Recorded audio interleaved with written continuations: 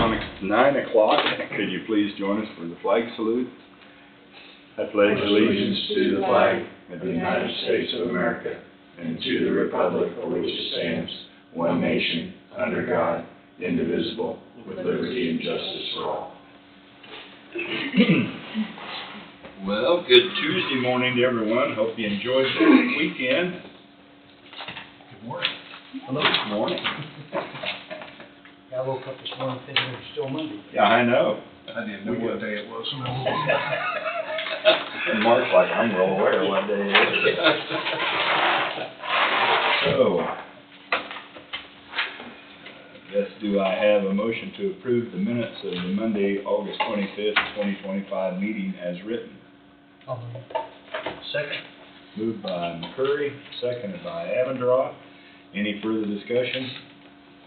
All in favor say aye. Aye. Motion carries.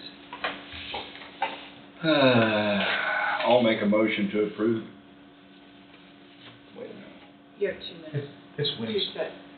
Tuesday. Yeah, You still call it Monday since the street. Oh, no, it's Wednesday. Okay. Do I have the right date? Yeah. Yeah. Okay, I'll make a motion to approve the minutes of the Wednesday, August 27th, 2025 meeting as written. I'll second. Moved by Thompson, seconded by Peterson. Any further discussion? All in favor say aye. Aye. Motion carries. Okay. Dominic, did I pronounce that correctly? Oh, are you done? Yeah. Hey, come on in. Sorry. Right here. From Gilmore and Bell. Is that you? That's Okay, good morning. Morning.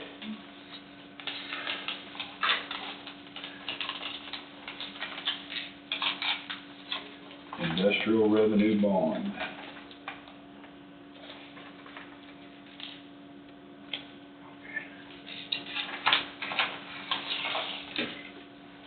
I'm Jenny.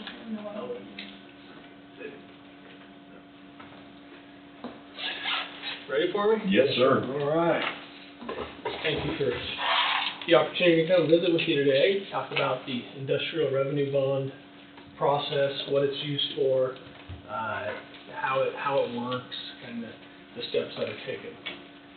So industrial revenue bonds are an economic development tool that can be used for kind of any combination of 3 main benefits. One is at a federal tax level, and 2 are at a state level. So the federal tax level is some projects qualify for a tax-exempt interest rate on payments made on industrial revenue bonds. Now, that used to be a wide range of projects, and now it's very narrow in scope. So we don't see this a lot. You basically see it with 501c3 projects. You can see it with some small manufacturing projects. You can see it with some solid waste disposal projects. It's kind of whatever the federal government puts into the tax bill that allows the federal tax exemption to flow through. Pretty uncommon and not anything that is applicable to the veterinary project that's been proposed. So that leaves 2 state level incentives.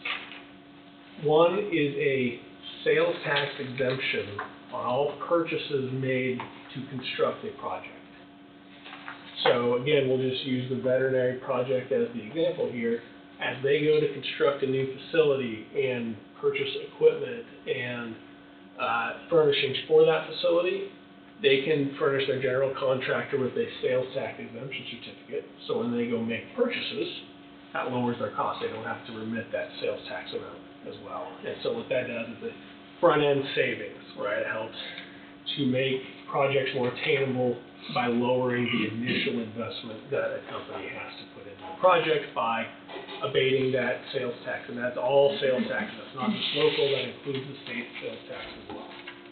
And so anything that would otherwise be subject to sales tax for the purchases made to construct the building will not be charged. Now that has nothing to do with the activities that go on at the facility following construction. They will still charge sales tax where applicable, They will collect that sales tax, remit it to the Department of Revenue, same as everything else. It is only for that construction of the project. So that's one of the benefits. The other benefit is up to 10 years, up to 100% property tax abatement that can be granted. That property tax abatement percentage and term, those are the maximum, 10 years, 100%. Anything below that is allowable. It can be a negotiation between the company and the governing body, and it can be, any sort of combination you want there. It can be tied to any sort of metrics. It can be a stair step, 190, 80. It could be 100% for 5 years, 50 for 5 years. Any combination you can think of, you can write it up. It abates all property taxes except for the capital outlay levy that a school district imposes. Capital outlay levy can be up to 8 mils. So regardless of whether there's an IRB on a facility or not, a property will always be required to pay that at least maximum 8 mils for the capital outlay levy that goes through to the schools.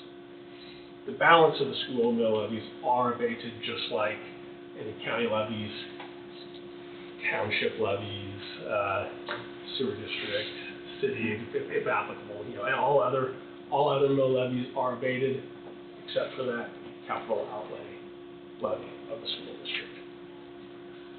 So those are kind of the three main possibilities, and there can be any combination thereof. You can do it for one, you can do it for two, and if applicable for that federal tax as well, you can do it for all three. So those are the reasons to use it. So how does it actually work? It's what's known as a conduit bond issue. So the county would be the bond issuer, and the benefits and obligations would flow through the county, but not be an obligation of the county. So the county provides no credit support in any way to these bonds. Not on the hook for payments or prohibited from levying taxes to make industrial revenue bond payments. So it is simply a pass-through issue that helps to provide those two incentives. Typically what we see is that an IRB is not a source of funds for a project. So if the county wanted to do a big road project, you would issue bonds, outside investors would come purchase those bonds, and you'd pay them back over time, and that would be your source of funds, right? Your bond issue would be your source of funds. In this scenario of an IRB, because the county provides no credit support, there's no, nothing that an investor can say, well, I got the county behind this, the county's name's on it, but there's no credit from the county, there's no backing. So it's the company's own credit to go get their financing. Typically what we see happen then is the company says, well, I'm going to go get my own financing this way from a commercial loan. I will use that to quote unquote buy the bonds. So the company buys the bonds, the company is obligated to pay the bonds, so the bond transaction becomes circular. The company is obligated to pay itself. That separates this incentive package of IRB from their commercial loan documentation over here. Otherwise, if they wanted to change their commercial loan terms, they have to come back here and say, hey, I renegotiated with my bank for this IRB that you guys don't really care about because you're not on the hook in any way, but I can't affect these new negotiated terms unless you approve this change. And so for a lot of these IRBs, if they're going to be out for 10 years, commercial loan transactions change all the time. Cities, counties, companies find it better. Okay, let's separate these processes. Let's really use the IRB what it needs to be used for, which is the incentive package. Let's keep our commercial financing separate, and that way, everybody is more efficient in each process. So it becomes circular. It is a live bond. It is a true obligation of the company. It's just the company is obligated to itself. And so at the end of the day, they usually certify that, yes, we paid ourselves. And that's how the bonds kind of get taken care of on the books and records of a trustee who was involved to, take care of such matters and keep those books of records. And so, that's kind of the main thing to consider and think about is if you're approving an IRB, it's about approving the incentives that are related to it. You're not approving giving, and it is confusing. IRBs are very odd, right? Normally when you go out to issue bonds, you are getting money. So you'll see a IRB issuance of $1 billion on a project. So how does that county raise $1 billion and just give it away to this company? Well, they're not. I mean, they're granting incentives related to a $1 billion project, but they're not providing any cash. They're not providing any credit support, things of that nature. So then, as far as process is concerned, it is either 2 or 3 steps depending on which incentives are involved. What we have for you today is a resolution of intent, and that is simply exactly what it says. It's a resolution that we intend to issue industrial revenue bonds to support this project. What that allows, if it's approved, is the applicant company through, we typically help out with this process to make application to the Kansas Department of Revenue to get a sales tax exemption certificate that they can then use to provide their general contractor to make purchases for a project.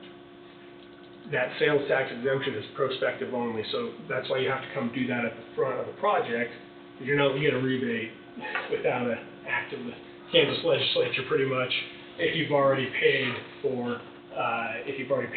taxes for purchases. So it's on a go-forward only basis, so that's why you see at the beginning of the process, people come up and request this letter of intent. If there is a property tax abatement involved, then there also needs to be a cost-benefit analysis prepared and a public hearing held on the matter. We don't have those actions today. As part of the discussion, that is a component that the county is interested in supporting for this project. We would come back with that. That property tax abatement starts the year after which bonds are issued. What that means is you don't do the actual bond issuance paperwork until the project is substantially completed. And that way you just make sure you catch everything that went into the process. It maximizes the value of the abatement for a company. And so it's typically a 2-step process is kind of why I'm going through this. So we got this kind of initial step now, it's a simple resolution. If you do an IRB issuance, we flood you with paperwork, a huge stack, and it requires a lot of signatures. It makes people's hands hurt, but it affects the bonds, and that's when they're actually issued and you move down the line. There are a couple filings with the Kansas Board of Tax Appeals along the way that go towards notifying the state that these bonds have been issued, and then there is a review done of the proceedings, and so long as the proceedings have been properly documented and actions properly taken, then the Kansas Board of Tax Appeals issues the final order on the property tax abatement piece, if that is involved. So that's a whole lot, I know it is. I'll pause there for questions, and then we can talk about the specific project at hand. So your company issues the bonds. Our company is bond counsel. Our clients are the governing bodies. Okay, so we would represent the county as the bond issue. We would give the bond opinion that says that these are valid, legal, binding obligations.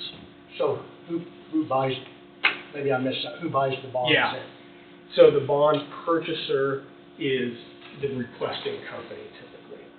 And so they buy the bonds by constructing the facility, essentially. And so they say, okay, we've constructed the facility. We are going to give the county, you take a site lease in the facility. And the company would lease the facility to the county, and the county would lease it back. The lease payments on that second lease from the county to the company, those lease payment obligations are the bond revenues that get paid to the company. So the company would, and we'll use the example just to make it easier. So the vet clinic would have to make lease payments to the county for the property they constructed. Those lease payments to the county would go to the bond owner. The bond owner is going to also be the vet company. So they would have to make the payments that would then end up back in their pocket. Who would pay your fees for the project? Our fees are typically paid by a requesting company. So in this case, the veterinary clinic would pay our fees Okay. because they're asking for the incentive. They're the beneficiary of this process, and so they typically would pay all fees, which would be our fees, board of tax field fees, any publication fees, mailing fees, etc. I just wanted to ask you, you said Yeah. you work for the county. Yes, we would. Our typically how we operate is we represent cities, counties, schools Sure. in their processes.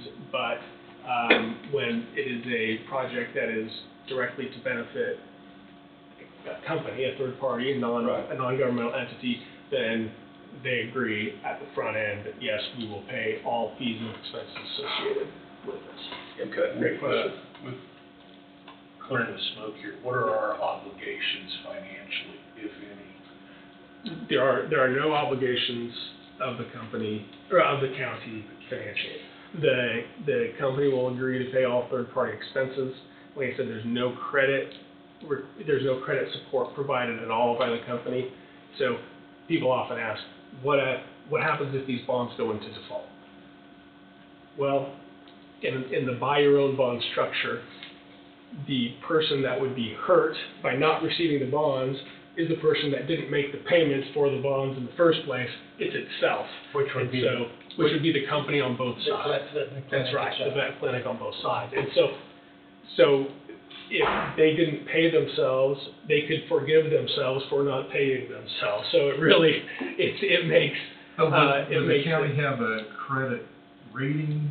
There's no credit rating. This does not go to your debt limit, statutory debt limit. These do not count. So the county, in essence, is just showing support for that. You're showing support for the project and you're passing it through. And that's what it takes. That's what it takes. This is the only, this is the main way, I should say, that a property tax abatement can be affected, and one of only a couple ways that you can obtain a sales tax exemption is by going through an IRB process.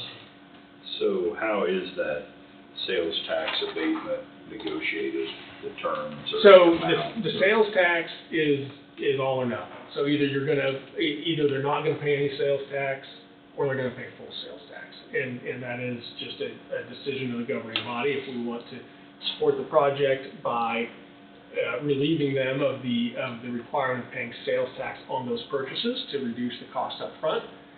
The property tax abatement, yeah. And I was yeah, actually no, thinking of the property yeah. tax, I'm sorry. Yeah, no, that's Yeah, I'm okay. all for the sales tax. But- I'm all Yeah. for the project, I Yeah. don't mean that. I Right. just- So the property tax, that is an over time savings, right? So each year, for up to 10 years, it reduces operating costs. It's simply a negotiation between the applicant company and the county, whether that's through a county administrator or through an economic development department. However, each structure is different. That would be decided up front though, before the. It's typically before the decided project. up front Okay. so that everybody knows.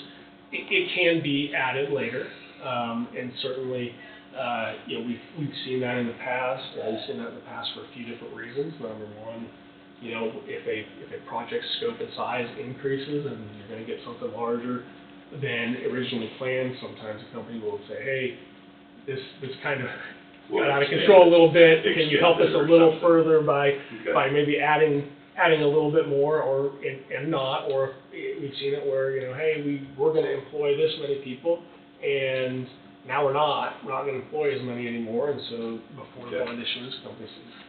And my questions aren't just for me. Oh, I absolutely. want the public to know Yes. what we're talking about, Yes. what it means to them. I support any new business we get in Absolutely. our county. Absolutely. And so the other important thing I should state is that abatement is on increased value that's created. typically speaking, right? So typically you would say, okay, you're paying X amount today, you're gonna increase your property value, which would otherwise increase your taxes. We're not gonna take your old value off the tax rolls, Right. but we will give you a break on that new value for that up to 10 years, so that you're not losing any valuation and losing ground on your assessed valuation. That's typically how we would see these structured. But that could be negotiated to either 100% for 10 years or sliding scale. Correct. Yes, that's correct. That's correct. Any combination that the governing body and company come to agreement on is acceptable and able to be documented. If this company had enough money to buy all their bonds back that they was issuing, why wouldn't they just use their money? So they do use their own money. It's the way to access these two incentives by reducing the upfront cost and the ongoing costs. The structure is such that they buy their own bonds kind of through their own financing process, because it simplifies both of those processes. It simplifies that commercial loan aspect or fundraising aspect that the company has to do by keeping it separate and out of a bond documentation. What happens is, and we do some that are actually purchased by banks, right? But banks really like their form documents, and you have to work within the bond structure to have a valid legal issuance. So we got to take some of their terms and put them into the bond documents, and then they have to go review it, and it becomes more costly on their end, because then they're going to go hire attorneys to review the new bond structure and go through that process, and then it's outside of their comfort zone, and so it's not something that they would typically do. So they prefer to just continue to use their own structure, document this as a buy your own bond, where the company just purchases its own bonds, and that way it simplifies both legs of the tent and makes it kind of a smoother transaction overall. But with all those costs that you just explained, with interest, with administrative fees, in the end, are they paying more for that than actually what sales tax would be to do the project? That's a great question, and that's what the company has to take into account when they're deciding whether to request an IRB. What we have typically seen in the past is that at around the $1 million mark, it makes sense to come and make the request, and that you will save more than you will spend. There's a level at which that does not occur, right? We have done some as small as $500,000, and it all depends on how intensive the costs are that would be subject to sales tax. So a lot of costs, our rough rule of thumb is about 50% of costs of a new project are typically subject to sales tax and 50% not. Well, if you have a project that is going to be 85% of those costs are subject to sales tax, okay, you can have a lower amount where it makes sense economically, financially, to come make this request. But there's been plenty of companies we've visited with, and we've told them that exact point of, make sure when you take a look that the juice is worth the squeeze, right? You're going to have costs you have to pay, and make sure that the costs that you're going to pay are less than your projected benefits. Otherwise, don't go through the process and just be upset. Yeah, and then you can be disappointed at the end if you spend a lot of time and energy and it actually completely washes out or only saves you $1,000. Maybe that's not worth it. I assume this project is a pretty sizable project. Is that? Yeah, and happy to have him discuss the project scope and specifics. But for something like a veterinary clinic, we've done multiple veterinary clinics. They have a lot of expensive equipment and things of that nature that they have to purchase that are subject to sales tax. And so, might be a little higher percent than a run-of-the-mill project, and so makes it more attainable for the IRB perspective. As far as the tax abatement component of this, I'll just throw it out there. I mean, I'm opposed to a 100%, but I am willing to negotiate on a graduated scale, like going to 100, 90, 80, 70. I think we've done that before several years back. Yeah. For property tax? Yeah, that's why I was asking if it could be, it doesn't have to be 100% for 10 years or whatever. I mean, we can start out at that and then. 100% first year, then 90% second year. Yeah, I mean, but that could be negotiated, that's negotiated between the county and. Correct. And the Yes. owner. Yes, and today, in order to let the project get started, let them get off the ground with the property, or with the sales tax exemption, today's resolution would only be for the sales tax exemption. We'll have to come back to talk about the property tax abatement, if that's something that you're in support of and want to continue to explore. We'd come back with that, but in order for them to get going, with the sales tax, that's what today's resolution would be, because that one's more time sensitive, is getting that so they can use it up front, whereas the property tax component can be, negotiated along the way, and we just have to have that kind of nailed down at the end of the process. Wayne, do you have anything you want to put in, or any comments, thoughts, feelings on that?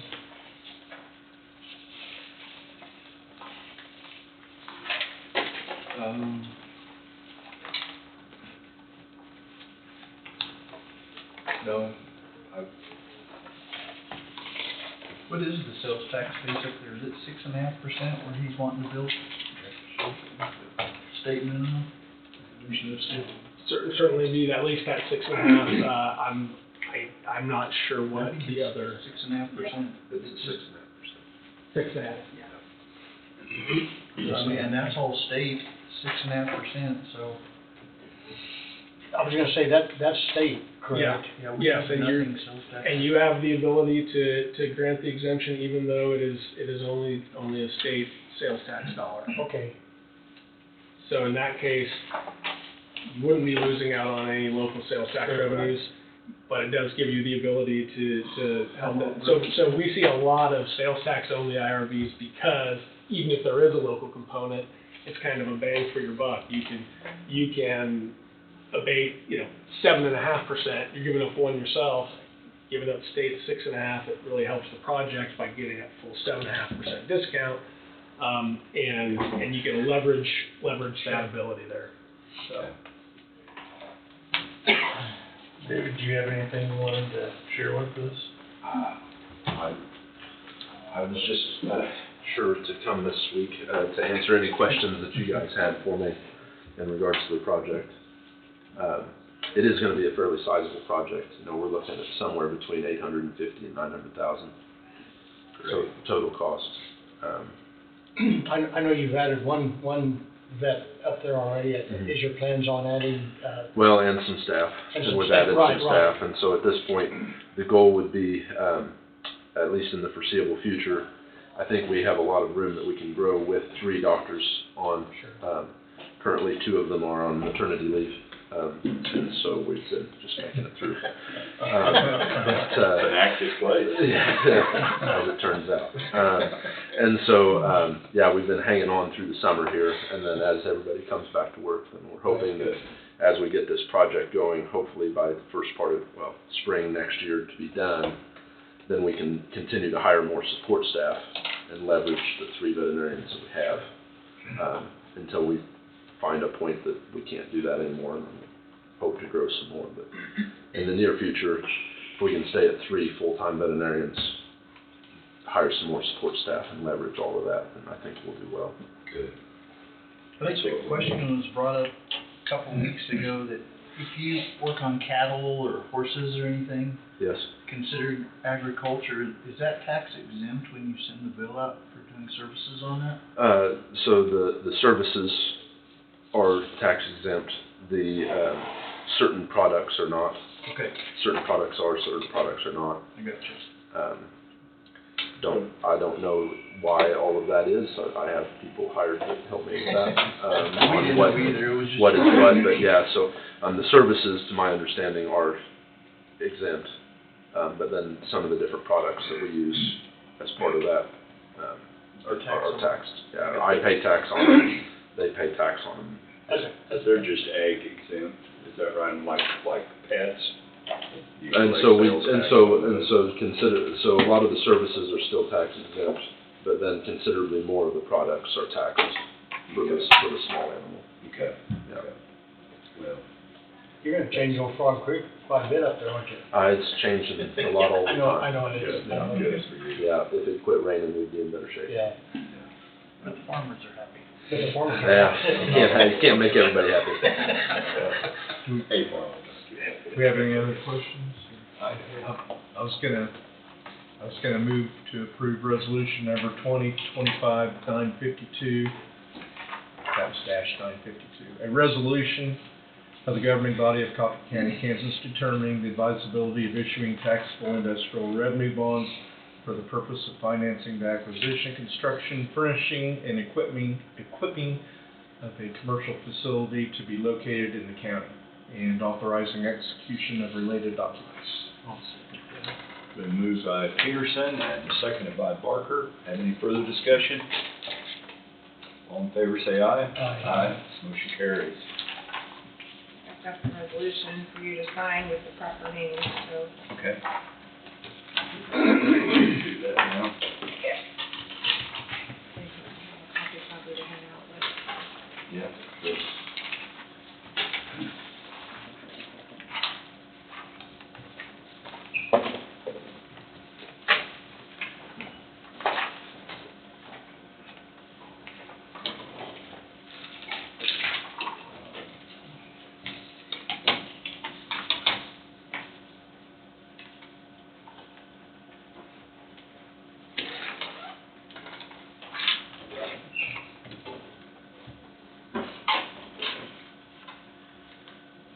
There's something wrong.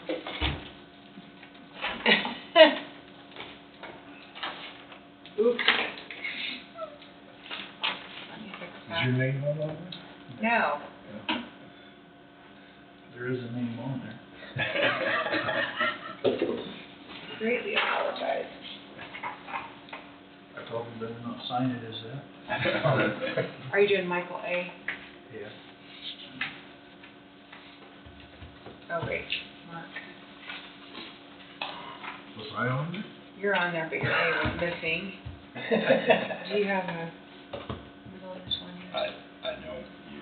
I You don't, okay, That's another question. all right. I filed with a middle initial, but It everything else doesn't have it on it, so I signed it personally with a middle initial in it, but it's not here. Okay, let me read.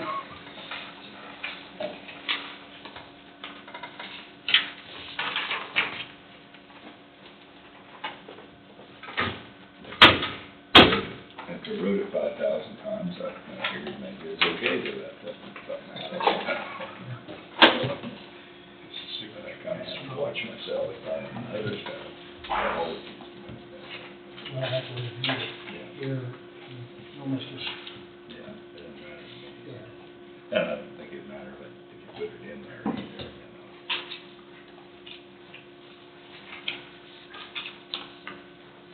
All right, redo. It's okay, it's a Tuesday morning. Pardon? It's okay, it's a Tuesday morning. Yeah. So Yeah. Monday, Tuesday, though.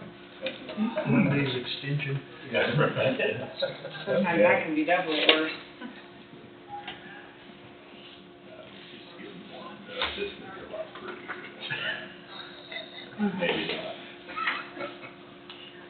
I'd like to know mine was, but I know it is.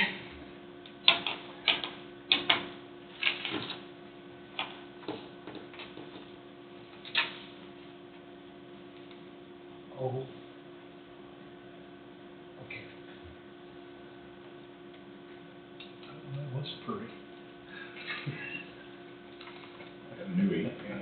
I never ran out. Mine did too. But it didn't help my writing. Yeah, this one's almost too wide. I like that gel.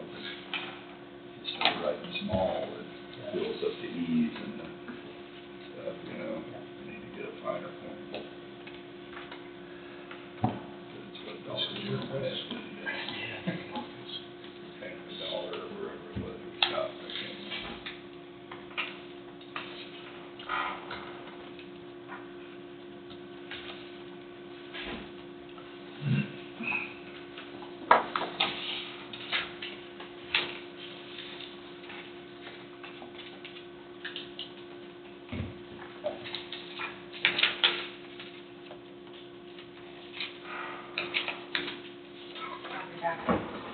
You need the original.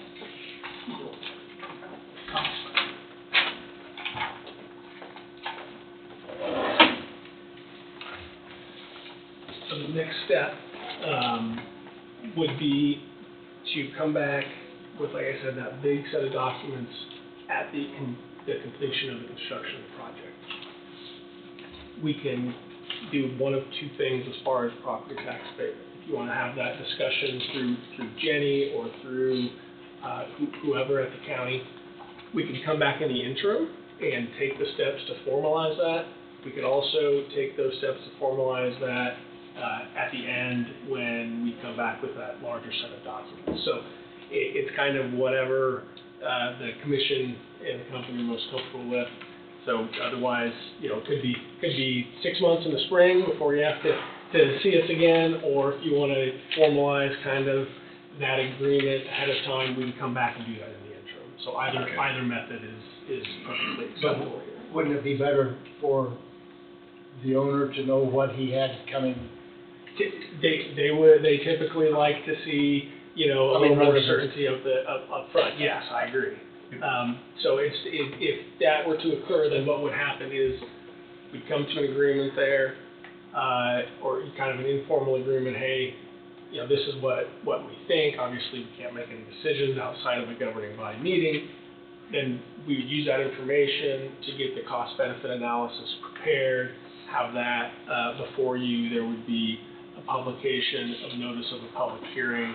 We would come back, hold a public hearing, and then you could formalize that agreement at that time. I just know if I were the owner, I'd want to know what was coming Yes. down the road. Yes. I mean, Give information. So Yeah. if construction is completed in spring next year, then the tax abatement would not start until 2027? Correct. So that's correct. So what it starts the year after which the bonds are issued. So if we issue the bonds in '26, what occurs is, you know, as you know, the Kansas, you know, property tax regime is theorized that on January 1 of each year, properties have their valuation. So whatever is out there of January 1 of 2026, so this coming year, he'll have that tax bill that will be payable in November or December and May of '27. So '27 January 1, that new value would go off the tax roll, so you'd start seeing the benefits of that on the November '27 statement, which is due December '27, and thank you very much, and May of '28. So yes, and that helps to maximize that value, the valuation of that abatement. Otherwise, that first year is not very valuable if there's only a little dirt work done or something. so we've got some time to do the. We have some time to get through that process. Yes, sir. David, when are you hoping to be done barring weather? Spring, or do you have a date? I can't get a hard date lined out. They're supposed to start pouring footings either today or tomorrow, but I don't think that's probably going to happen. Too much rain. And it got pretty wet. Yeah. And a pretty deep trench. Yeah. So, yeah, I mean, my understanding is that if I can keep everybody moving, then, yeah, early spring next year. Would be great. Very good. Okay. Thank you very much for your time this morning. Appreciate it. My sincere apologies for the scheduling snafu last week. That was a very, very poor mistake that I made, so I apologize about that. Okay. So, Thank thank you for letting us, Yeah, stuff letting happens. us come back. We Thank had you. other stuff. Appreciate it. Thank you, David. Thank you very You much. get to work, there's no bets out there. I've been stacking up. Thank you. Let me know if you guys need anything else from me this morning, all right? Very good. Okay, thank you. Thanks, Jimmy. Cassie Bailey, Coffee County Health Foundation, request for donation for Coffee Health Foundation Golf Classic. Good morning. Good Did I morning. say that to Cassie? Cassie, Okay. you are correct. Good morning, everyone. Good morning. All right, I'll make this short and sweet, hopefully. So annually, let's start with Coffee County Health Foundation. So I want to make this very clear up front. We are completely separate from the hospital. So I am not here to answer questions about the hospital, the Coffee County Board, or anything associated with that. So the Coffee Health Foundation is a 501c nonprofit organization. We've been in place for a really long time.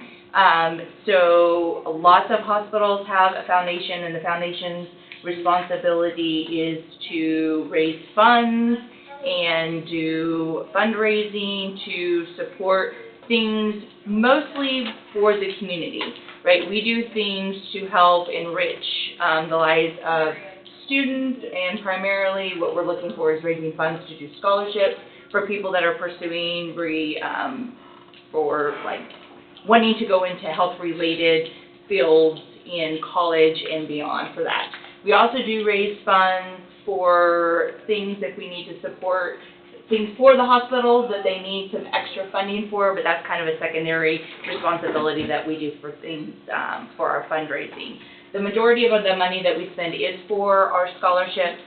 We've given out over 150 scholarships since we've been in play, over $500,000 of scholarships. We give out annually a $1,000 renewable scholarship to all the schools in Coffee County, as well as Yates Center. Dr. Atkins was a very prominent member of our foundation for a long time, and so that's another school that we do support. So annually we give out scholarships to all the Coffee County schools and Yates Center. And they are, like I said, $1,000 renewable for 4 years. We also give out scholarships to people that are going outside of the normal 4-year scholarship. We do give scholarships to people that are going into post-secondary, medical school, things like that. They're looking for things associated with that. So another thing that was really important to me that I advocated for a few years ago that we do support financially is we have integrated CPR and first aid classes in all the Coffee County schools about 3 years ago. That was something that I pushed for. I thought that all of students needed to have those life skills, and that was something that we pushed for, and we do. The Health Foundation financially supports that as well. So what we're here today for, I think the commissioners have supported our golf tournament before. We are hosting the golf tournament on September the 13th, and we are looking for your support again this year, and just wanting to see if the commissioners would be willing to support that as well. And again, those funds go to us hosting that golf tournament, as well as then that money all goes back to support those scholarships and the funding for the CPR and the first aid programs that we do for the schools as well. We don't have any other big projects looking for this year as well. Those are our main focus for the 2025-2026 year. If there are things that come up that we need to support, we will definitely be open to that. But as of right now, those are our main projects for this year, to support the scholarships and the first aid and CPR classes. So we have modified what our event sponsorships are, and I can pass this around. So $2,500 is our hole-in-one. So obviously all the different the different event levels get you different things that we have. So, obviously we're looking for people that want to support the event, that want to golf in the tournament as well. So obviously the different ones give you social media, event recognition, you get team registration, raffle tickets, so on and so forth. Then the next level is $1,500, again, gets you everything except those raffle tickets. Then we have $1,000 sponsorship, and then anything under $1,000 gives you event recognition. So that's kind of those sponsorship levels, but we basically would accept any donation. I'm not sure what you've given in the past. I was asked to come speak with you today, and so I don't have the details of what you've given in the past. We're just asking for your really financial support and your support for our health foundation this year. $2,500. what you did last year. Motion needs to be modified. Oh. How did I get that?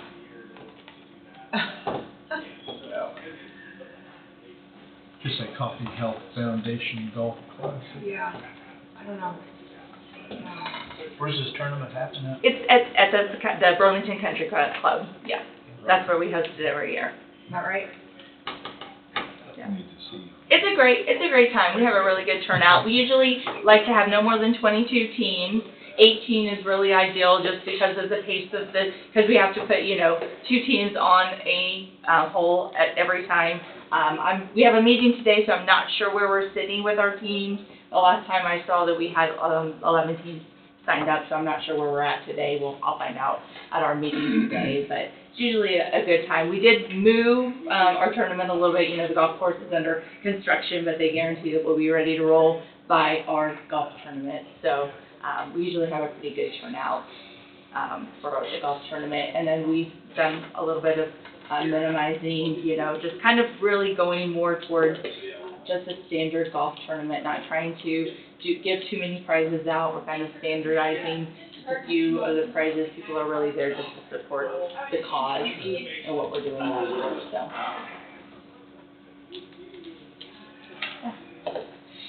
And then you can see on the back of that flyer was our recipients of our 2024-25 scholarship winners. So I think the kids are really appreciative of that.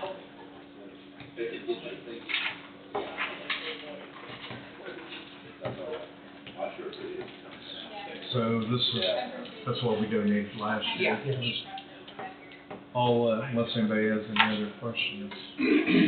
So I'll move to donate $2,500 to the Coffee Health Foundation Golf Classic. Funds to come from the general fund community improvement line item. I'll second. Been moved by Peterson, seconded by McCurry. Any further discussion? All in favor say aye. Aye. Motion carries. Thank you very much. And that gets you a team in the tournament. So if you've got somebody either with yourself or anybody in the county that would like to participate, I'll make sure to get you registered for this one. You and Nick play? We're already playing. Oh, okay. We're already playing in the tournament. No, Let's that's look at not that. it. Yeah, Nick's already sponsored it, going for that. Actually, keep that, and you can do a QR code, and then they can just QR code that. Somebody can sign it up, and then put yourself in the tournament, and get yourself a team and come out there. We'd really like to see you guys out there and somebody participating in that. So I appreciate that. Thank you guys very much. Thank you for your efforts. It's a good cause, I believe. Yes. Thank you for your work. Yes, we appreciate that very much. When do you need the funding by? Well, anytime, with the tournament's the 13th, so next week? anytime. Okay, Yeah, so next maybe- week or anytime afterwards. Okay, is fine. all right. Yeah, we're not picky on when we get it. Okay. Thank you guys. Thanks, guys. Thank you, Wade, I appreciate your time. If Wade, if anyone wants to participate in that, are we okay to do that as county or not? That was my question. Cost to get a team, that's what I'd be curious about. Golfing's not cheap, but none of that. When you understand what I'm saying? No, It's like getting a coffee mug from the insurance company. Or is it, I don't know that it was. a really nice, Nice coffee mug? I I think that'd be the least. So, I'm just saying. my suggestion would be, if the county's gonna have a team, send it to wellness and let wellness have a drawing for people who would be interested. Yeah. That way, it's something that's offered across the board to everybody. That was my thought. Yeah. Let's say you have a team made of commissioners, the optics of that are not. Yeah. Not good. Not It'd be bad. So, Not good. If they drew for it, then that'd be just a concern I had, so thank you. It's something that I was thinking about too, so. Yeah. Okay. So, Fraser. do you want me to send a message to health department, ask them if they want to draw for anyone who's like that? Well, maybe send out an email for people who would be interested in playing golf, because there's a lot of people who probably wouldn't be. Or have their names entered into the lottery and figure out, when is the tournament? 13th. So, I think that's what they said. Yeah, it is. when's the picnic? Is that next week? So maybe draw at the picnic next week. Okay, that'd be a good I idea. think Connie wants to play. I think so. No. I don't even play putt golf. Okay, appraiser Connie Lawrence, department update, personal property. Personal property tax exemption for 2026, House Bill 2231, second, starting in 26, all off-road vehicles, four-wheelers, golf carts, off-road motorcycles, motorized bikes, any electric scooters, trailers over 15,000 pounds, or under 15,000 pounds, sorry. And all watercraft will be exempt and no longer taxed in 2026 and on further in the future. Okay. You guys might need a heads up for the budgets next year. I'm not sure how that's gonna affect everybody, but right now boats are at 5% assessment rate, so the boats aren't really a big thing, I don't think, but we have a lot of four-wheelers and golf carts. And They all are on the be tax exempt. roll now. Yes, they are for 25, but will no longer be for 26 in the future. Yeah. We're just giving everybody a heads up. Okay, Okay? all right, thank you so much, You're Connie. welcome. Thank you. Hey, do we want to take a short break, guys, or want to keep rolling better? Huh? You said you better. Okay, let's take a 10-minute break and come back at 10:02.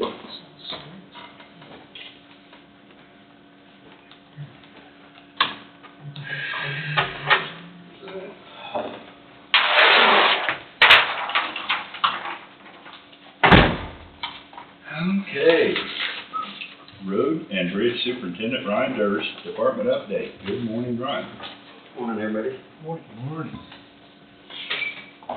Yep.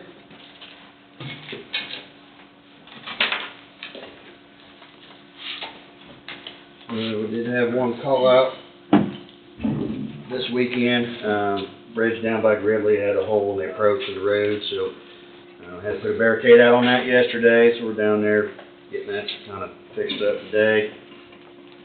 A few motions. First one would be for a biannual bridge inspection, so this is what's required every 24 months, so this would be for the 2026 inspection, so that kind of gets started now, and then it gets inspected in 2025, and then Can the guy that we brought on, I can't remember his name, to help you, can he do those? probably not. I mean, I don't know that he's up on his Okay. bridge certification to be certified for that. He used to do it, but I don't know that he is anymore. Yeah. Okay. Do I have a motion to approve the Road and Bridge Superintendent's request for proposals for county 2026 biennial bridge inspection and analysis from BG Consultants Incorporated, Hercom Michael, Cook, Flat, and Strobel Engineers, PA, Schwab, Eaton, PA. I don't know if I pronounced those correctly. So moved. Second. Moved by Evans Rollins, seconded by McCurry. Have any further discussion? So, those are companies that we've utilized in the past. It's not to say that somebody won't pick it up somewhere and send us, their proposals for that, but, we try to have, last year we utilized Kirk and Michael. That's the first time that we used them, but we try to give a couple cycles to a company, and then it's something we just like to change up and not do with the same company every year, because it's nice to get other eyes on it. And last year was about the last ones were about $30,000 to have all the bridges inspected. So. I think that's a good idea, Ryan. Any further discussion? All in favor, say aye. Aye. Motion carries.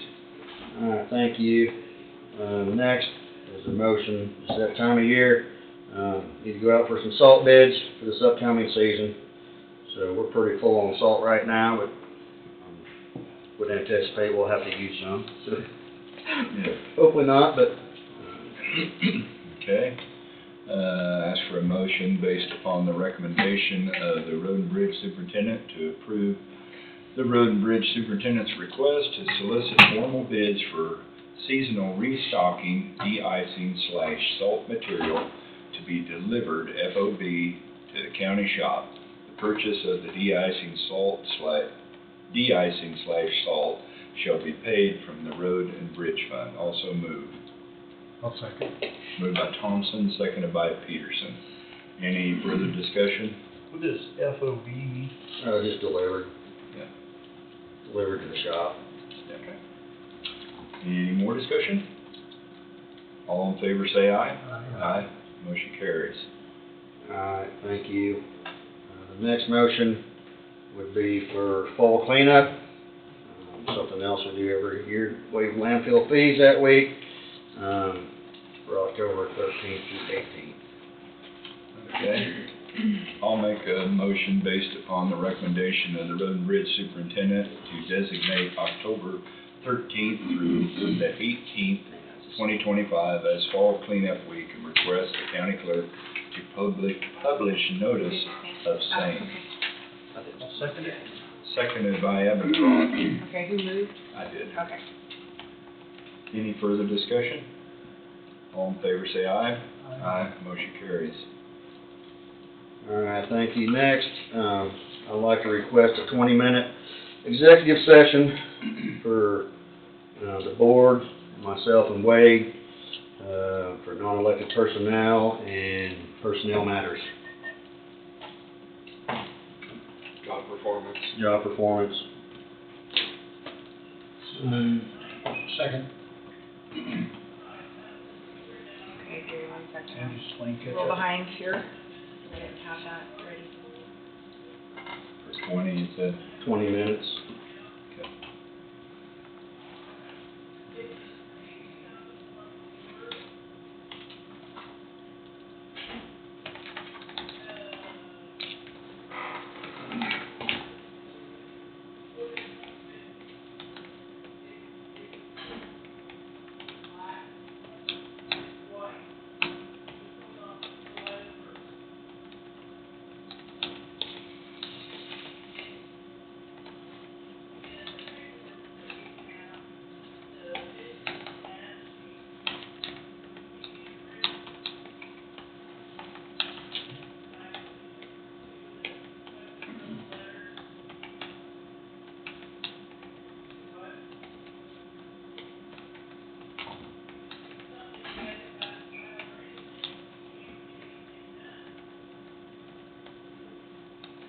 So we've had a motion and a second to enter into executive session for 20 minutes to include each of the commissioners, County Councilor Wade Bowie II, and Road and Bridge Superintendent Ryan Durst to discuss personnel matters of non-elected personnel regarding job performance under KSA.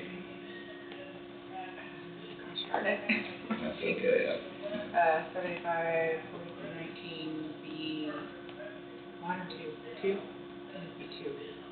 Under KSA 75-4319B2. Who made the motion? Barker did, and McCreary seconded. Any further discussion? All in favor say aye. Aye. Motion carries. I think we can go in at 10:10.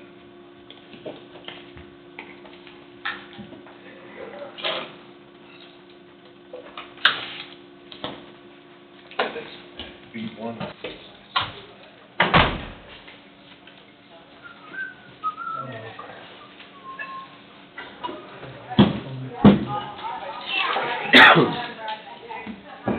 Well, the door's still open, so hurry back. Go ahead.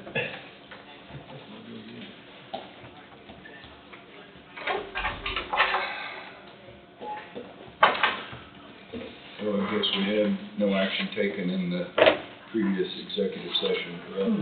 And I want to correct, that was B1 on that motion. So that has been. Okay. My mistake previous on that. motion was KSA 7539B1 is what it should have been taken under. And that's irrelevant, is it? Everything's recorded, anybody wants to complain, there's no malicious intent, and it's Right. the right statutory reasoning, just the subsection was Okay, not a big deal. okay, very good.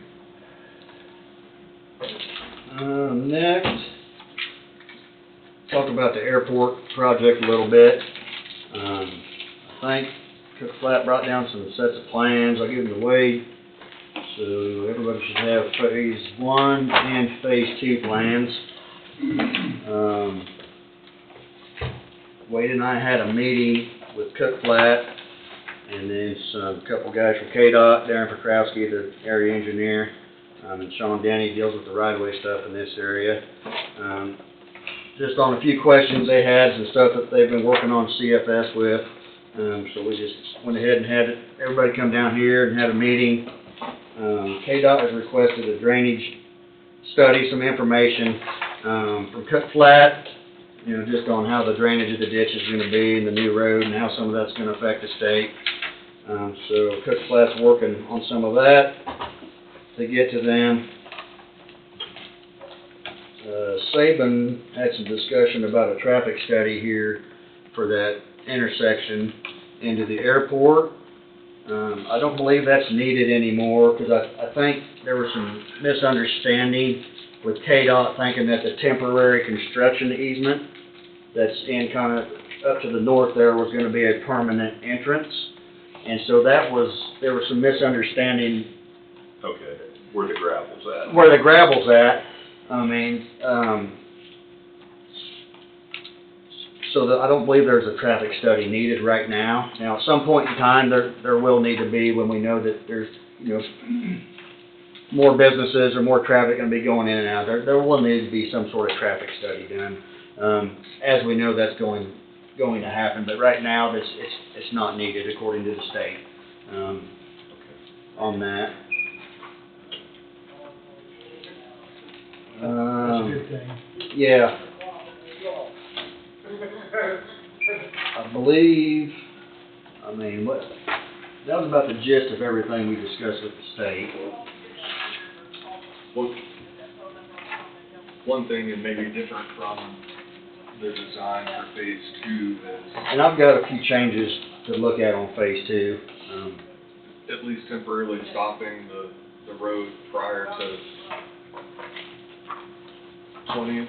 Yeah, so if you get on phase 2 plans, if you look on the cover sheet, you can see how that road's gonna jog, where it meets into 20th up there. Mm-hmm. All right, so that'd be the set of plans that we're looking at. If you get on sheet 7,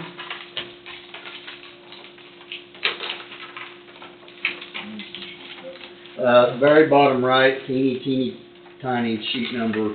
Okay. It says, if you get on sheet 7, so this is the access road. You'll see that culvert there about the middle of the page. That's a 24-inch diameter culvert that they show in these plans. I just asked for some drainage information back from Cook Flat, with concerns of that being a little undersized. I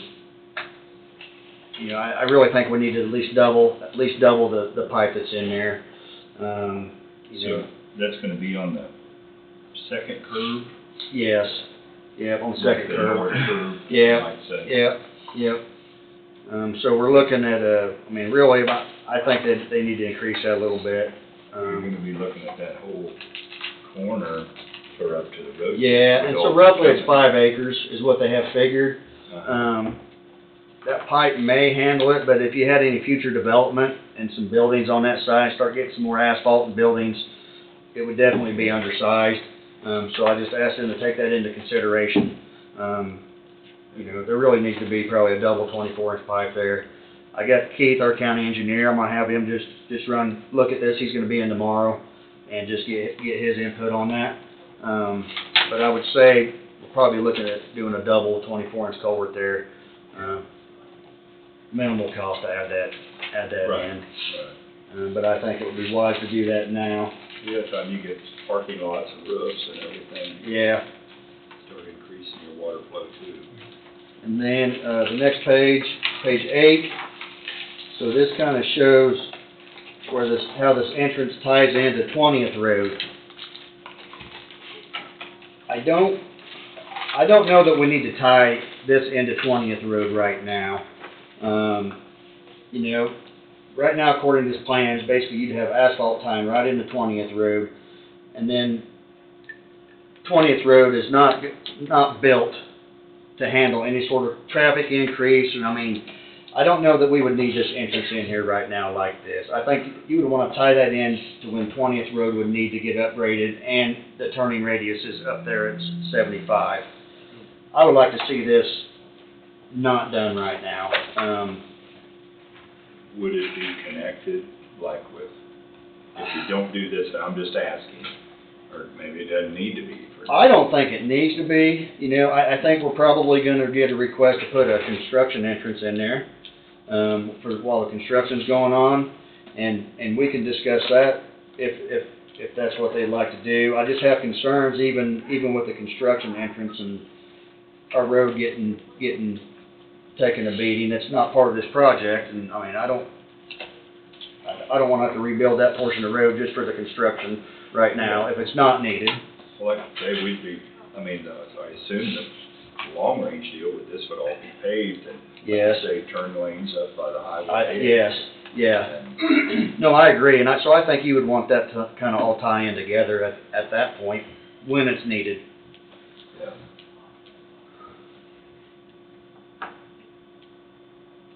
I mean, I think it's fine to have this road constructed up, you know, keep it 50 foot back from the fence line or whatever. And just stop it right there. And just stop it right there, and then at some point in time, when it comes time that, you know, there's some businesses getting developed out here or whatever happens, if it's needed, and, you know, 'cause if that's the case, then you would be redoing the 75 turn lanes and the road tying down to this point, 20th Road. I think your gravel road would take a beating if somebody started going, turning there.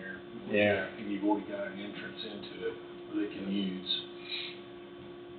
I think you've got a good idea there, just hauling it. Then you won't be getting a lot of driving in and out. Nighttime traffic. Yeah.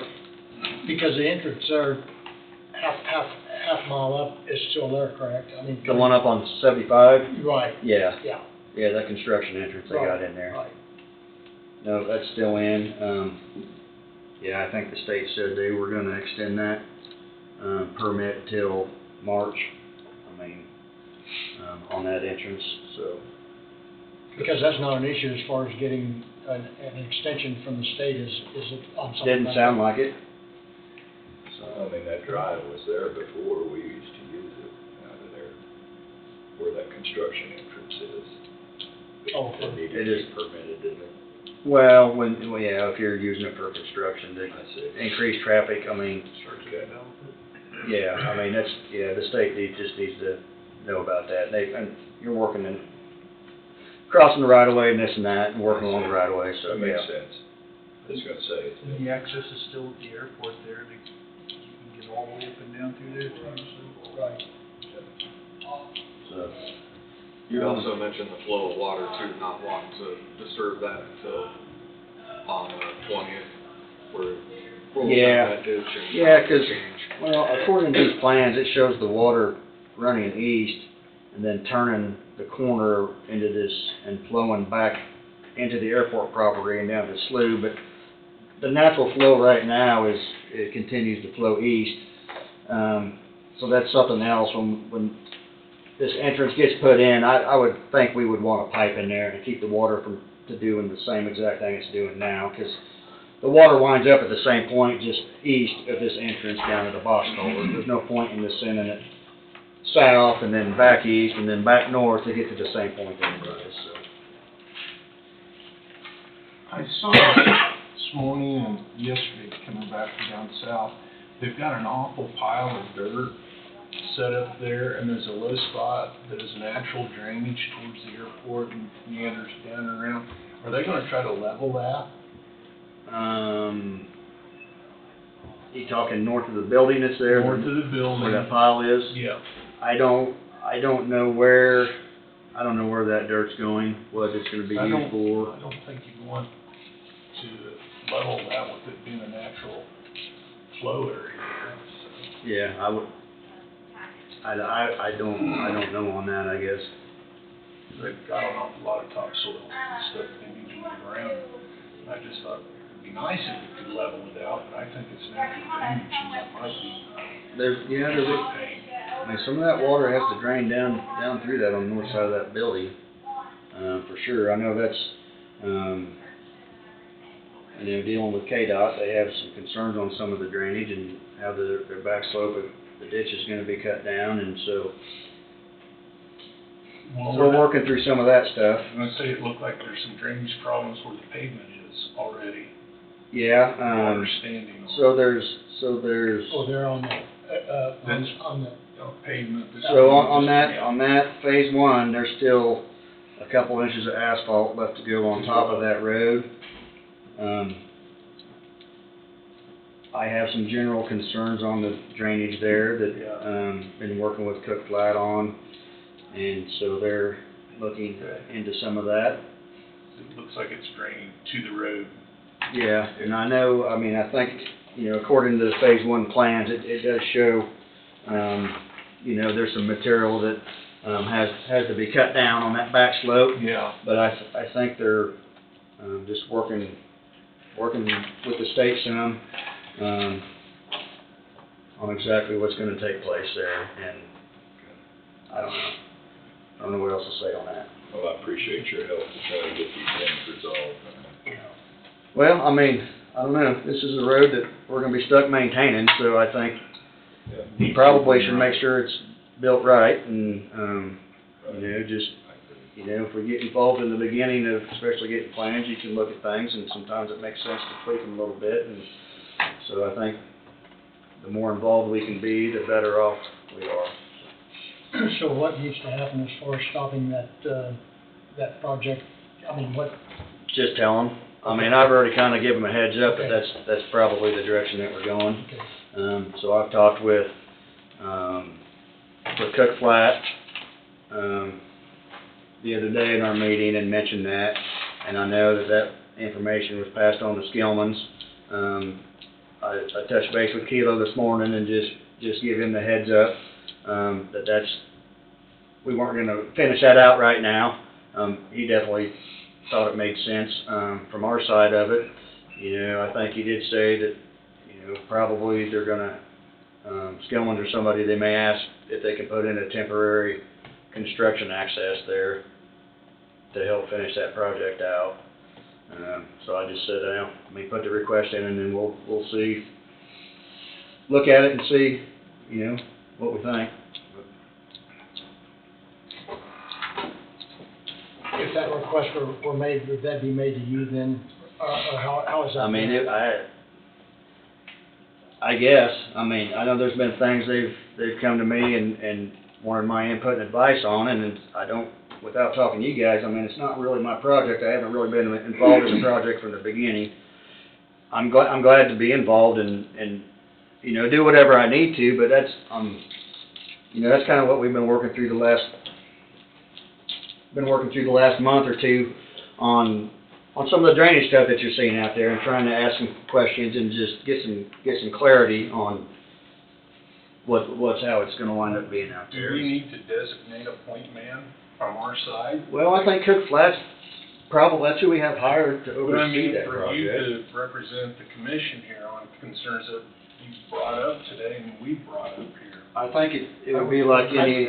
I would feel good with that. I would too. I'd like.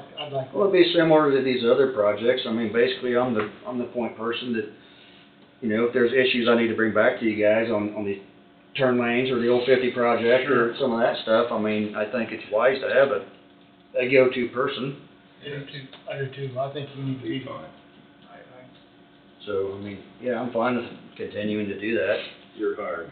Well, I mean, they need to know that We too, can that start. you're our representative Yeah. out there, and just not somebody go, yeah, we wanna talk to him or not. Yeah, Yeah, Right. yeah. and it is, I mean, their inspector up there is definitely, has been contacting me the last 6 weeks on stuff, and I've been, if there's things out there I see that,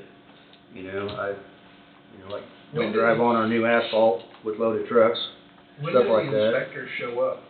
Do they call him when they need him, or is he just, how does that whole thing work?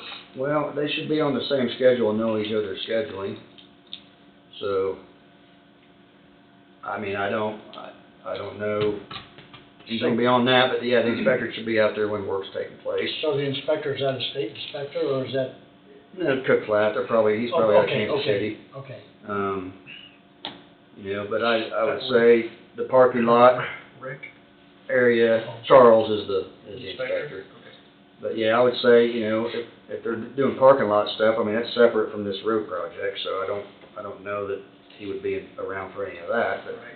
but if they're working on the road, Not unless they retained him for their own personal needs. Yeah, I or don't know. something, so.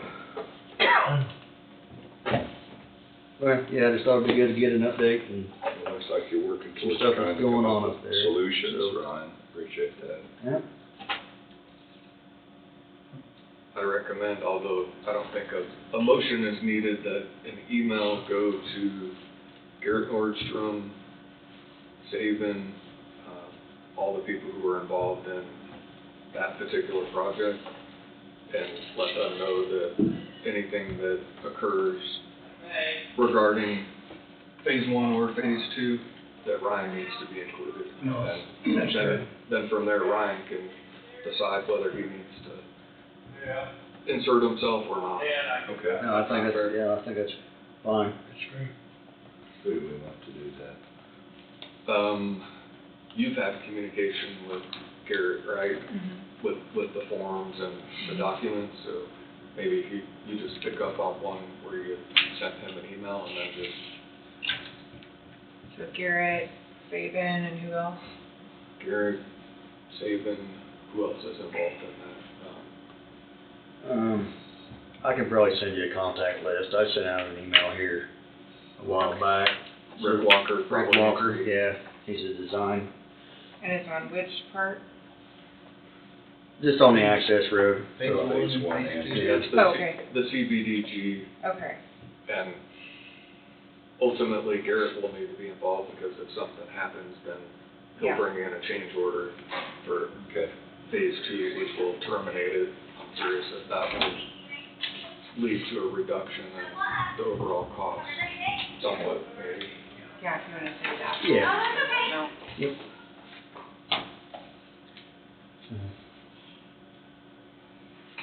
Sounds good. That's all I got. I have one more really minor thing that just really drives me crazy. Spelling? On the front of these plans, which have a lot of detail in them, I'm sure, but Coffee County, coffee's spelled right there, but directly below it, twice, it says coffee with 2 E's, and that just really bothers me. I was staring at But, that before myself. I didn't know if there was a way to pass the word along to somebody to pay attention to detail or what. It's not your fault. I believe it was maybe mentioned in the meeting the other day, checking the spelling, so. Okay. But the way the plans were set out was that this was going to be an entrance that was going to be done at this time, is that? I mean, that's part of the plan, That's part of yes. the plan. So if, to Wade's point, if that were cut off, then that should reduce costs somewhere, should it not? I mean, I would think so. I haven't seen the proposals on, Later. yeah, I mean, I don't know how this was bid out to the contractors. I mean, these are honestly pretty basic plans. I mean, there's no quantities listed in here, so, If we, There's a lot of questions here about who's doing what up there. I mean, Kilo got this project. I think, main contractor. That's I who's mean, in for the, charge, in my opinion. for the asphalt portion of it, you know, they subcontracted Skillman's for the dirt work side of it. Yeah, but Skillman's working for them. Am I wrong? I mean, that's correct. that, you know, it's Kilo's baby. Probably, in yeah. my eyes. That's correct. Yeah. So, you know, and I think, you know, Kilo's down there working on these turn lanes, so I think there was some thought that when they would finish up on that, if they needed to jump on this airport stuff and help finish some stuff up, that's what's kind of the thought process, I think. But. So would it be beneficial to go ahead and just do the approach and put a bridge in there and have it blocked off? Get it part of this project? No. I mean, I think that work needs to tie into whatever the road rebuild would take place from 75 down to that point. Not be the right thing if you do it now. I would rather have it all tied in together. Okay. I mean, it's not needed, and, you know, honestly, you're not talking that many dollars on just, Okay, you know. that's my only question. Are you happy with the way this is coming off the gravel road back into it? I thought when we talked earlier, this was gonna be more of an angle around here. This way you can have heavy traffic going both ways, and if you had it more of an angle, it's gonna prevent people from going back and make this corner easier for semis.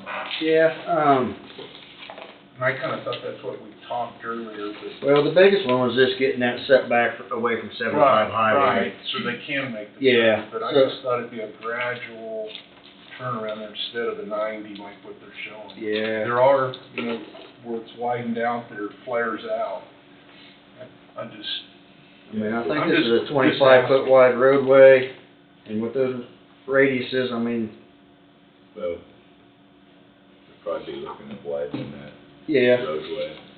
And that would all be tweaked on a little bit Okay. when you're rebuilding 20th Road at that time too. I mean, So how far, we're a little ways west of that house, aren't we? Where that hits Yes, the road. yes. yeah, it's just a little bit west of that driveway to that first That's all house. I'm thinking is if the right of way needed to be widened, it wouldn't affect Yeah, their yard or whatever. No. I wouldn't think it But I would. would think that we might need to widen the right of way and Yeah, some bigger ditches and try to do it right. no, right.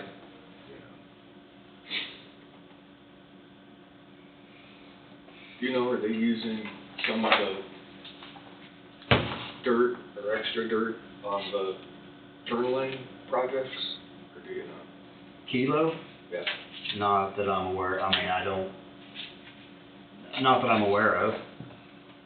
I know they're getting some dirt from somewhere here in town. Yeah, I think there was a stockpile out, maybe Huguenot's had some clay that they were using on a project, on these ones here in town.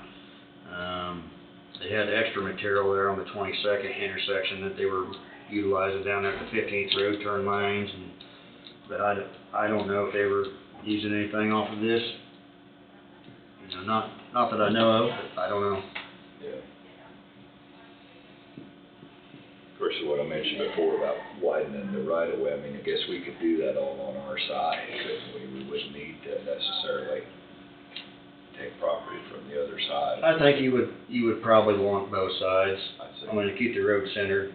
I mean, to keep the center line of road, I see. how it currently is I lined up. didn't know what the policy was on Yeah. it or whatever. You know, I think, I don't know, it's probably a 50-foot right of way, so for something like that, you're probably pushing, like, you want a 70-foot or something along That's only those 10 lines. foot on each side, so not a big deal. Yeah.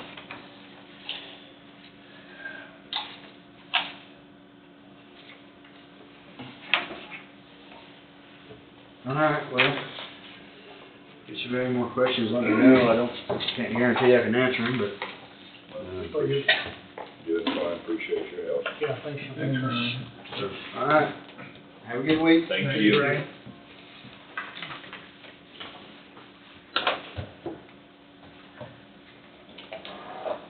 Okay. Counselor Wade Bowie, Law Enforcement Center pay application number 21, and change order number 45. And I just realized I left my USB in the computer, but I have the change order 45. That's a total of $3,134. And if you want me to orally cover it, it deals with potential change order 81, $1,854 for additional wiring that was required for Pod A cell lights and intercom. That seems to be self-explanatory. And then for potential change order 82, $1,280, and that's for added receptacles in administrative areas. If you recall, there's several locations, both on the first floor, sheriff, and then even on the second floor, county attorney, that require some additional outlets to be installed, and that's really the cost. Originally, there were some outlets that were requested, and then when the cost was provided, they were cleared out. So only those that appeared to be an absolute necessity were added, and that's really what that is. Yeah, I think we talked about that tour thing, didn't we? This is the sort of the breakdown that goes with that, but it's a total of $3,134.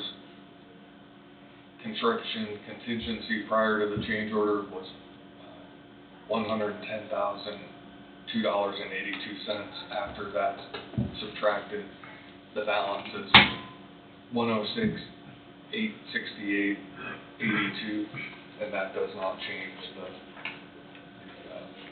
overall guaranteed maximum price, which is $25,712,885.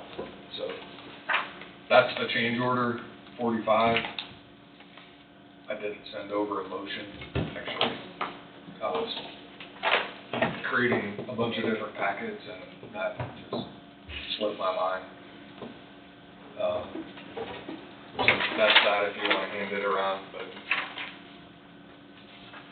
it'll need a signature. So do we need to do a motion or no?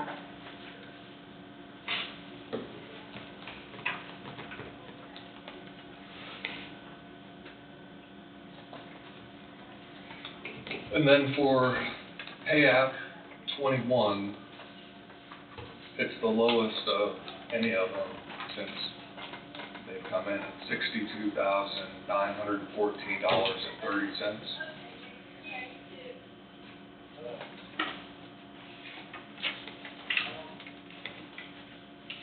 And it covers a number of different change orders and different things that have been provided over time. For example, IBC Carpentry, their pay app number 17, their current payment due is $355.50.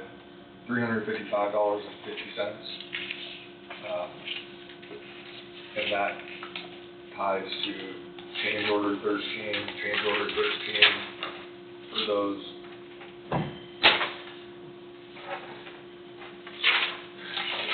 playing at home.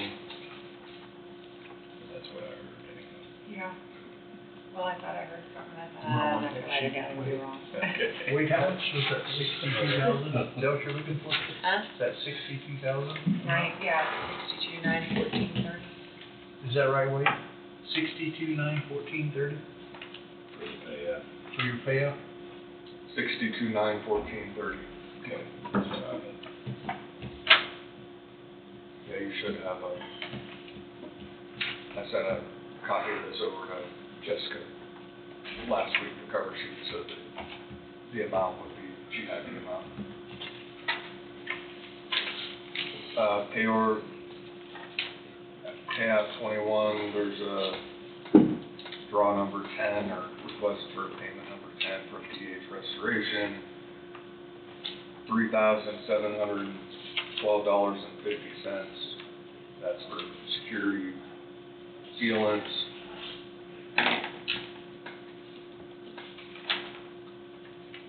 And then tying into change order number 4, change order number 3, which, although you probably can't read that, this is all the change orders on a grid. You might have to have a magnifying glass or use your phone if you want to see what they tie to. You'll be able to see it then. I'm opposite of everybody. Payout number 13 for Higgins Group, that's the technology in the jail. That's for a total of, it's actually a credit,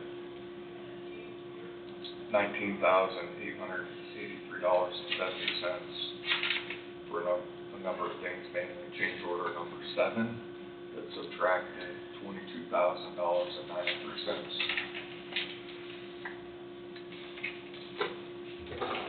Payout number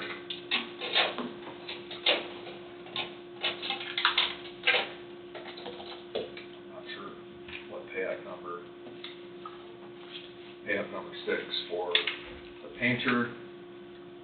That total ends up being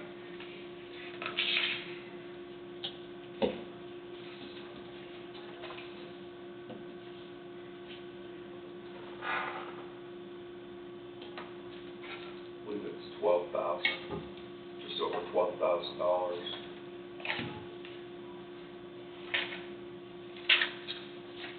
Including some change orders.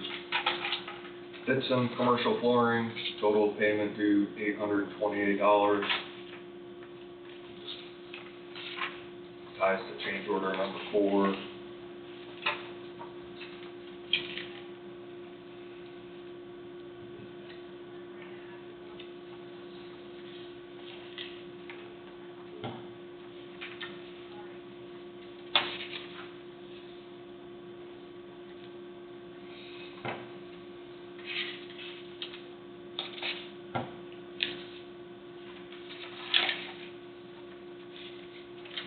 Also included a retainage request, and I don't think that's being paid at this time. Retainage will be paid separately. Poly Jail, current payment due, and this is, it's their payout number 19, $312.91. Usually those are over several $100,000.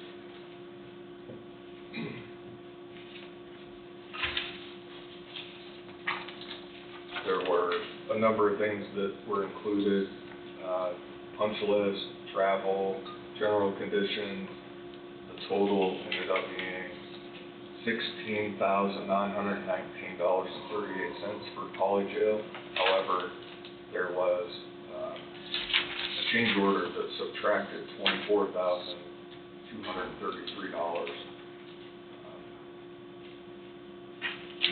So that the total between the two ended up being $329.38. The other one was Shelley Electric.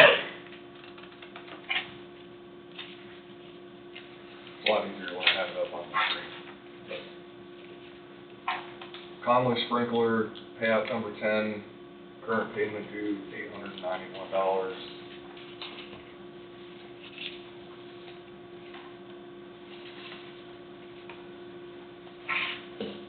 That was due to change order number 6, which dealt with some design changes. Shelley Electric, payout number 17, current payment due $88,331.58. A variety of different items dealing with basically the installation of electrical items and devices.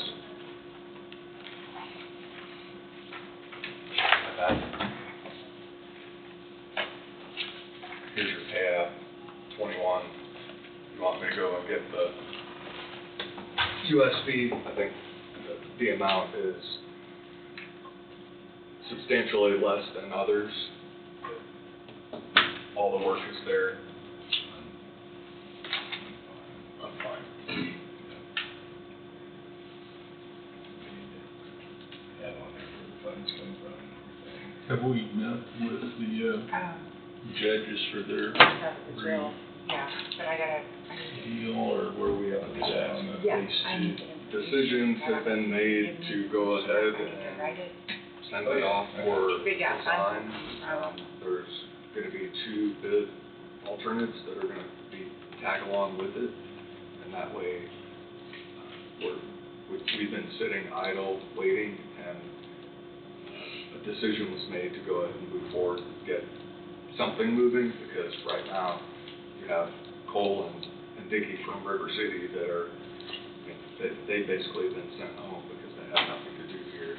The sheriff's concerned about moving people back and forth through that impromptu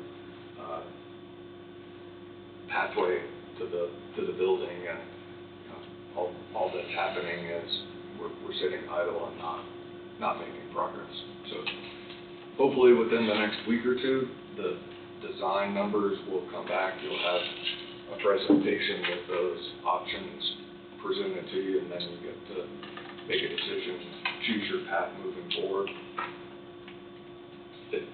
It's anticipated that one of the 3, well, the main one, will be under the $30 million, and then you may have, in a bid alternate, the option to kind of select different things a la carte if you want, if that makes sense.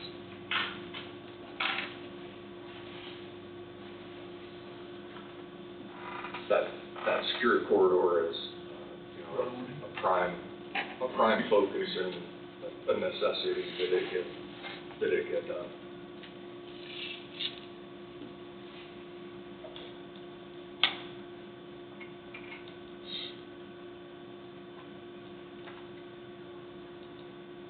But we had, what, 4 different meetings regarding phase 2. Commissioner Avendroth was a part of those. We kind of talked things out, and then we sat and we waited. And finally made a decision to move forward because we had waited long enough.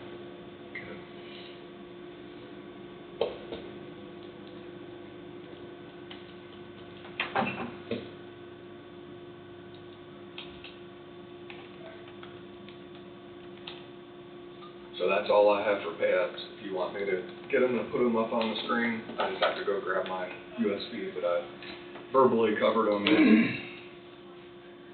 If anybody wants to see them at some point, whatever you do with them today, someone can come in and request to see them, so it's not like. Yeah, right.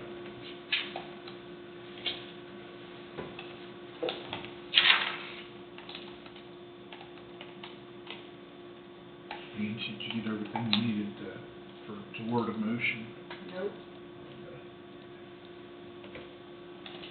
Or on the change order, so what you need more for.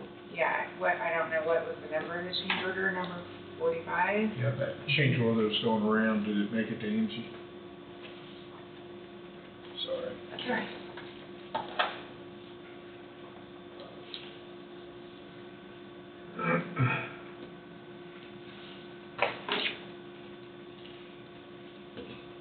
So it's only $3,000, is that right? Yes, 3,000. 1250.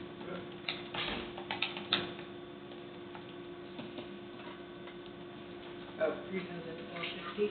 712.50 is what I had. Okay. Where's it at? I don't know. It's on the very, $3,134? yep. That should be right. Okay, I'm sorry. That's the number I wrote down. Yeah, sorry. That's all right.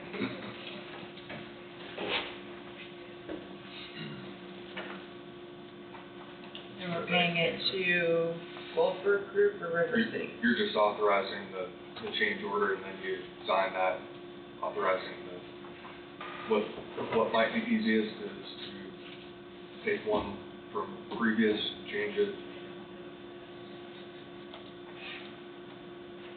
And while you're looking, those that maybe start on a roundtable and come back to that. Okay. Because I have, and is everybody okay with that? Yeah. I have a stack of things. So are you ready to do roundtable, or you want the rest of us to do that, or? Either way. Let me finish.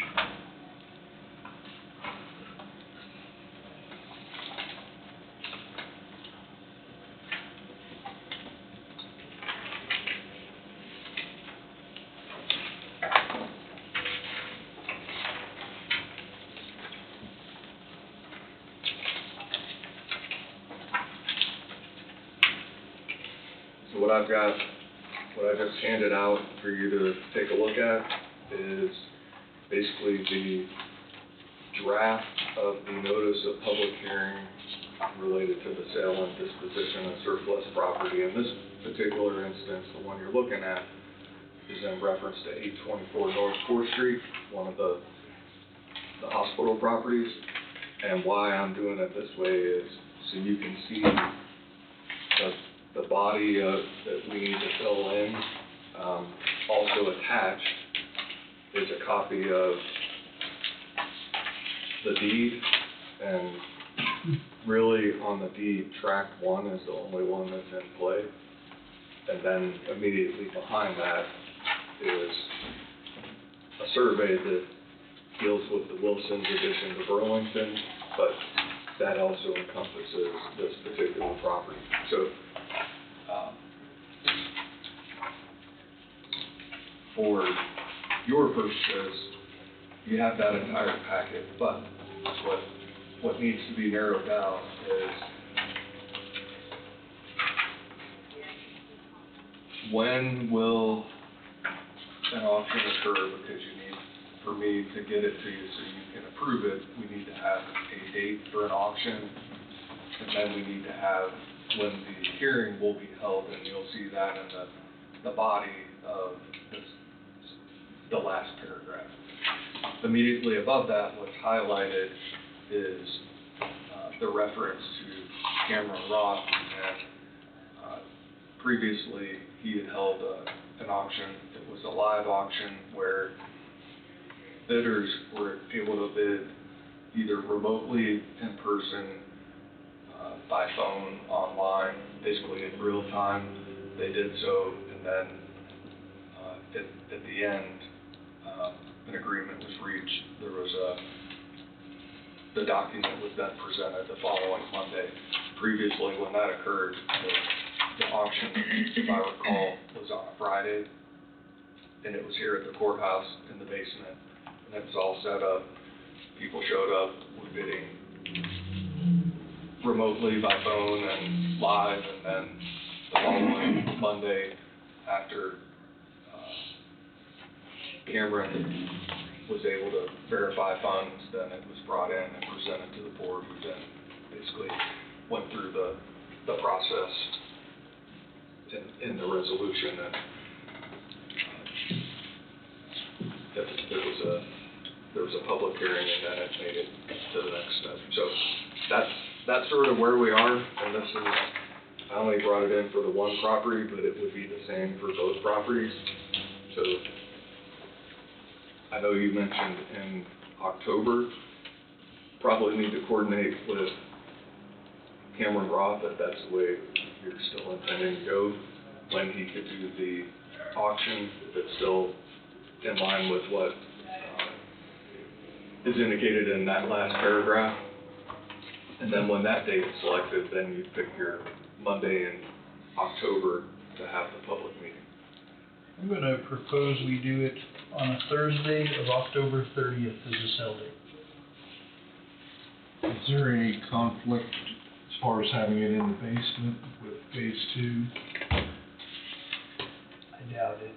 We got quite a ways to go before that project's even started, so. District court probably won't be utilizing the basement at that time. We can definitely check with them and make sure, but. So then we need, if you're proposing that date, then we need to see if that's workable with Cameron. It is. And it is, you say? Okay, very said October, 30th, Thursday evening at 7 p.m. Is it, did I see that in there somewhere? Yeah. 7 p.m. part is. The second. Yes, yeah, so, then that would mean the public hearing would be the following Monday. November 3rd. oh, Football game time. If it's not the next, you know, you're getting towards the end of the season there. I don't think that would affect anything. They should, high school playoffs would play, so they play on Thursday night when they do get to the playoffs. That's something that needs to be checked. I don't have a calendar. Don't know if it would affect it or not. Yeah, I mean, surely It might be somebody next send a representative to bid for them if they couldn't be there. yeah, I think if they had an interest in it, they Yeah. definitely. Yeah. And then the other thing is, just so I know, Cameron helped the county on the previous auction, and he waived his commission and all fees associated. I'm not sure if that's still, and that's what's worded here, if that's still the same. Well, I'll definitely check with him and see what he's willing to do before we fully adopt it then. Yeah, we sure need to pay for advertising. But At a bare minimum. the county offered to pay for The services too, at one point. all marketing fees and anything tied to that, and he declined last time. So there will be a listing agreement that would be presented to the county as a part of this as well, and that's also referenced, but basically it just says he has the right to, gives him the authority from the board to proceed with the auction, and then it has also that he's waived his commission, and in that instance, his marketing fees in the previous one, so. I'll visit with him and we'll fine tune that. So we tie up these ends and then pass this next week? Is that the idea? Yep, and I'll do the same thing for both of them. I just wanted to kind of lock it in, so I wasn't sticking something in. Great. Sounds good. And I have the deed for the other one too, so Okay. I've already done that legwork. And then I did talk to him a little bit last week while we're talking about these properties, but he did want to see if he'd get access to them early. So in case he had people that was interested, he could take them through it and view them, so. That'd be great. I told him I'd see when the hospital thought they would be completed with the removal and then work out a time frame with them. So.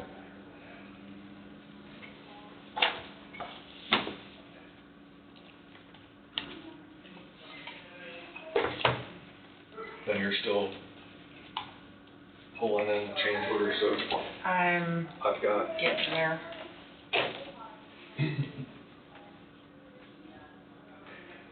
I can request, I've got 2 executive sessions. 10 minutes, legal advice related to 2 different topics. 10 minutes for each one or 10 minutes total? 10 minutes for each one, two different things. Okay.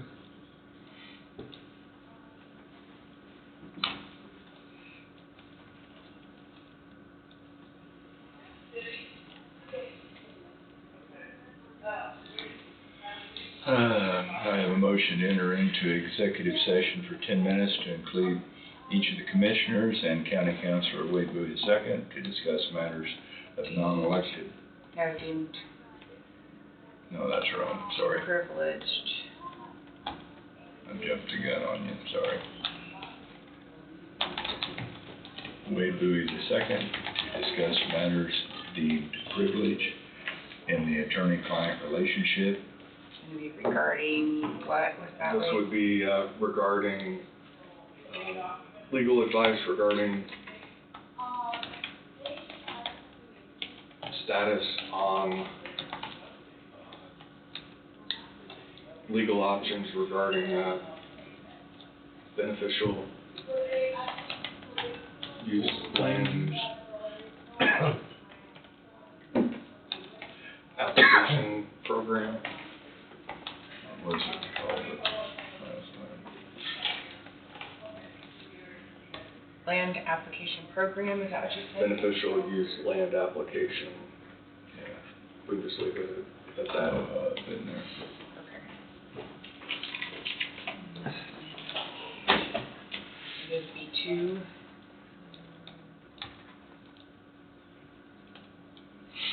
There you go. Okay. To include the commissioners, county councilor Wade Bowie II, to discuss matters deemed privileged in the attorney-client relationship regarding legal advice, regarding status on legal options, regarding beneficial use land application under the Kansas Open Meetings Act, KSA 75-4319 B2. I'll make that motion. I'll second. Moved by Thompson, seconded by McCurry. Any further discussion? All in favor say aye. Aye. Motion carries.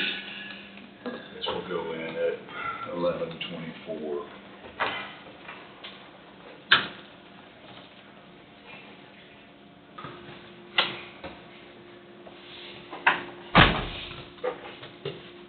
Yes. Oh,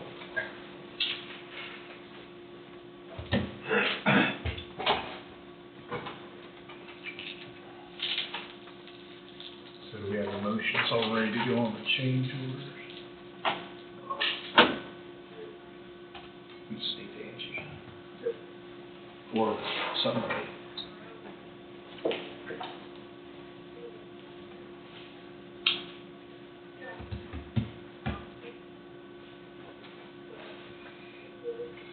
So we want to go ahead and do that. Change order. If we're ready. Better wait till she's here.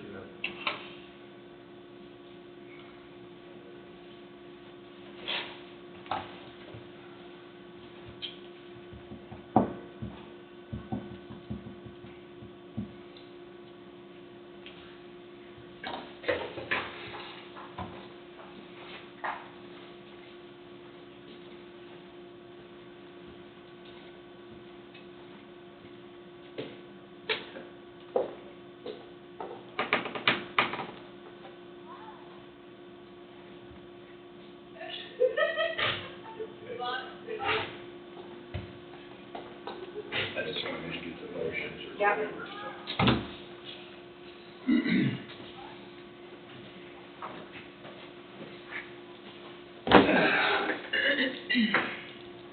Do I have a motion to approve change order number 45 with costs associated with Pod A lights and intercoms, accurate POD sensory lights, added power requests, and added office outlets, revision 1, with a total of $3,134 to be deducted from the project construction contingency with no change in the guaranteed maximum price of $25,712,885.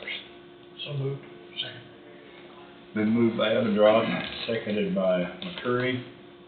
Any further discussion? All Sorry, I can't type. all in favor say aye. Aye. Motion carries. So I guess we're ready to do the payment then. Do I have a motion to approve the application and certificate for payment, application number 21, for period ending 7/31/25, submitted by River City Construction LLC in the amount of $62,914.30 for work completed reference to Coffee County Law Enforcement Center project. Funds to come from the Jail Construction Project Fund, Fund 111. I'll make that motion. Been moved by McCurry and seconded by Barker. Any further discussion? All in favor say aye. Aye. Motion carries. So do you want another executive session? Wade? Yes, it'll be for 10 more minutes, attorney-client, and this is to discuss an amendment to the veto CID agreement. Okay. I'll make a motion to enter into executive session for 10 minutes to include each of the commissioners and county councilor Wade Bowie II to discuss matters deemed privileged in the attorney-client relationship regarding amendment to the veto CID agreement under the Kansas Open Meetings Act, KSA 75-4319B2. Adam Rothfuss seconded. We have any further discussion? All in favor say aye. Aye. Motion carries. We'll go in at 11:41.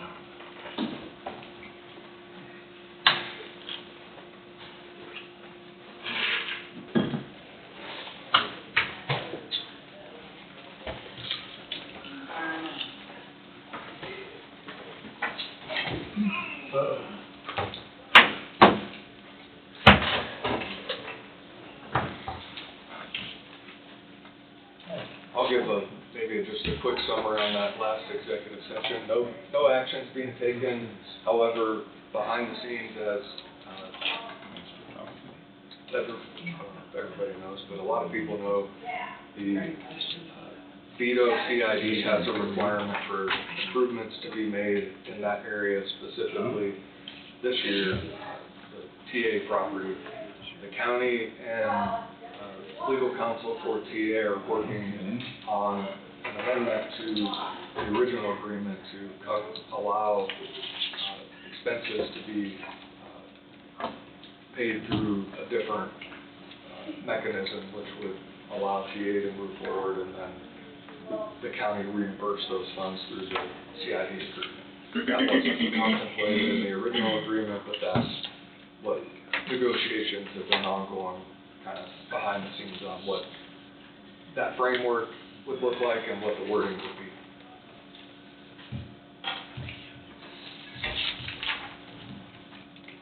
That's all I have. For real?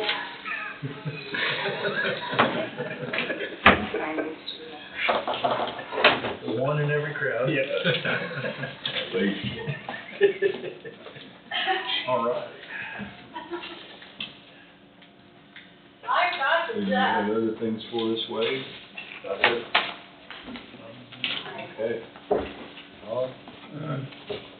Anybody hear anything about the water study? Savings that we had up last Wednesday. Last I heard was the end of July and then the end of August, and This is kind of getting he didn't contact you any? And then, I'm gonna throw something out there for you guys to chew on and get pissy with me until you hear the end of this. Over the weekend, I was thinking about that Bailey property up there. And I've heard, since I ran for the office, entertainment was wanted to be brought in here, hotels, places where we can gather, eating. What if we got somebody put a casino out there? With this, all those entities that people can do it, it's a prime location off 75 highway and the interstate. You've got those north of Topeka, Pittsburgh, southwestern Kansas, the Kansas City area. Their district right now, they're Kansas owned, the state of Kansas. There's a southeast Kansas district, a northeast Kansas district, a central Kansas district where you've got Park City and Mulvane, and a southwest Kansas district which has Dodge City. We are not currently in a district. You would bring tons and tons and tons of jobs that wouldn't be at high level jobs as far as training would be concerned, with hotel management, hotel this, that, floor people. There would be lots of employment available. You'd bring something worthy to our people of our county as a place to go eat, stay, get away, entertainment. It would benefit our hunting industries. It would benefit Wolf Creek during outages. We wouldn't be worried about the water study with John Red, or with Melbourne. There would be a large amount of water that would be used with it just for that. The energy problem wouldn't be a problem, stream Wolf Creek, or have to have another entity. I just think it's a worthy thing to look at. I wanted to bring it to you guys' attention. We have a firm in Allen County that built the Park City Casino.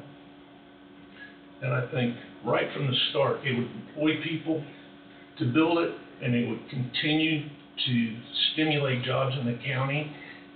In Emporia, having the highest unemployment rate in the state, there'd be personnel there that can man it, and it wouldn't be at high-level skilled positions. So I just wanted to throw that out there. I mean, we've been looking at, everybody's talked about these other different things. You talk about the amphitheater here and stuff. That's a great place, and if you wanted to expand on it, there's plenty of room up there. You could put a golf course in. I mean, the possibilities are endless with it. So I just wanted to throw that out there, something you guys to think about. Okay. Definitely explore it, get feedback, see what people think. And we'd have to get some support from our representatives to push it through with the state. It'd be state-owned. They could do the bonds and things like that, money-wise, whatever we needed with it. I think Jimmy could look into it. We've got representatives, I think, that support this off of a job-based situation. Right. Probably that downfall, probably not gonna travel north, and so I don't go so often. Okay. I heard that all the way back from Tulsa, like, that's not good for me. Right. Too convenient. Yeah. Definitely an option. I think I'll get done here, I'll give Jenny a call and have her see if she can look into some things. And I did reach out to people that built the one in Park City. They would be, I mean, I don't know who would do it, but they would be helpful to give us numbers of people to contact. So I just wanted you guys to think on that. Might be something that maybe could be combined with something else too, then, 'cause you've got a lot of area there. Then you've got a lot of area up there. The property, the Bailey place itself, it could be sold off also.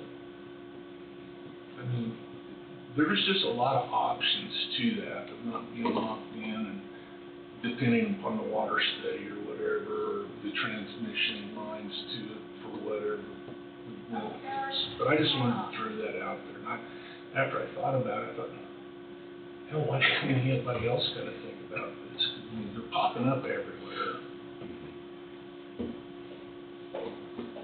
So, and that's all I've got. Okay. I really don't have anything. Okay. Other than lunch date. That's why you said it. Who knows if he drug it out. Mike, you got anything for us today? I don't really have anything other than what we've discussed today so far, so I'm good right now. Okay, Steve? I don't have anything. I don't either. Everything I've had on my mind was already touched on, so. You have anything for us today, Angie? Just reminders, this Thursday is the, Southeast Kansas County official meeting in, Franklin County, Ottawa. So, don't forget that if you're going. And then, next Monday is the Employee Appreciation Picnic. So we'll try to cut the agenda off so you guys can get down there and. Time does it start? 11:30. But we'll probably, some of us go down earlier to kind of prepare and get things ready. That's district county meeting is, Yeah, it's gonna be at the, registration is at the Ottawa Memorial Auditorium. And from there, they will announce where the locations will be in the program and stuff. and what time does that start? Well, registration's anywhere from 8:30 to 10. Okay.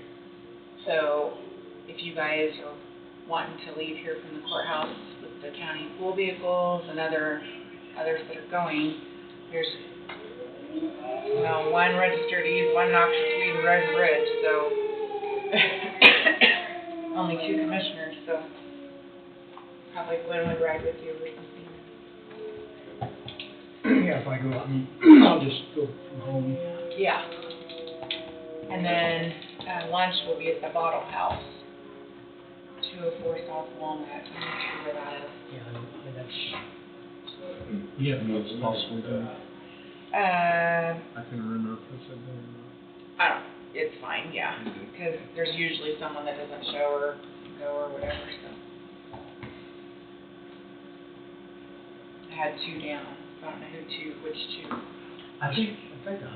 I said that I would go to. Yeah, so it must have been, 'cause I know you couldn't. About 10 days afterwards. And that's all I have, so. Okay. So do we have anything else we need to cover, guys? I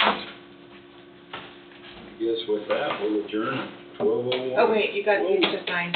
Oh, yay, that's You got a right. few more checks. You're almost done. Almost. So close. I was ready. No food for you.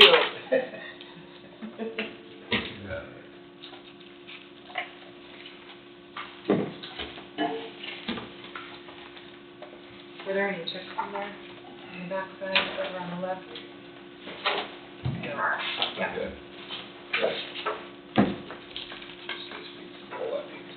I've already done these checks. Yeah. So this can just go on around. All of this goes in that. Well, unless you sign that front, unless you sign that front one. You did. Sorry. Looked like it wasn't stacked right there where I could see it. Oh, there you go. We were almost out of there.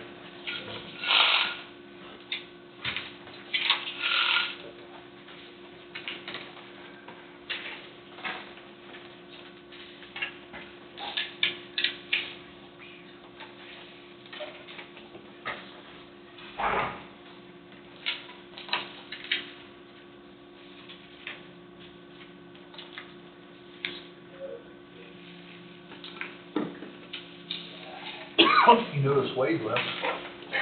Are you done with your calculation? Are you done with your calculation? So this person wants me to call them. I'm still from around. Okay. Just off of there.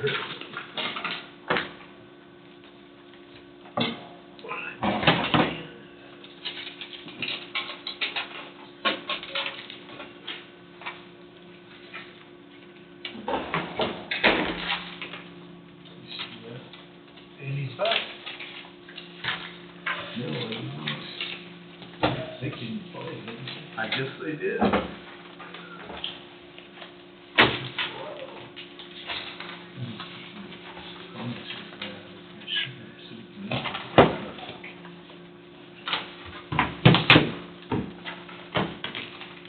They're still pretty divided about this.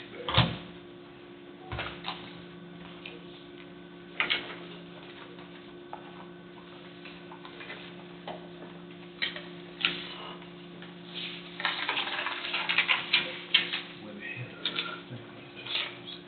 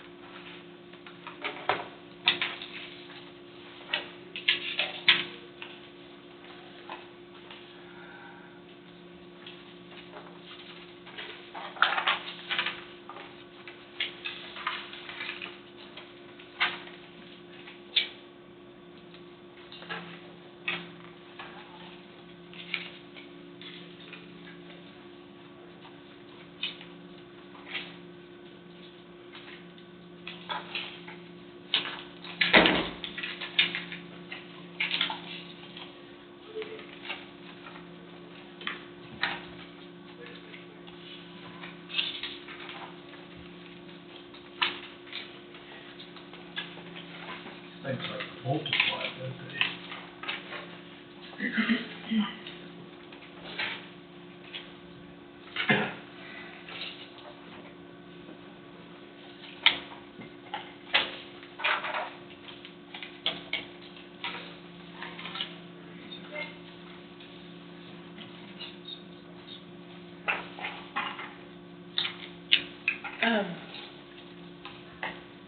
think it's the old.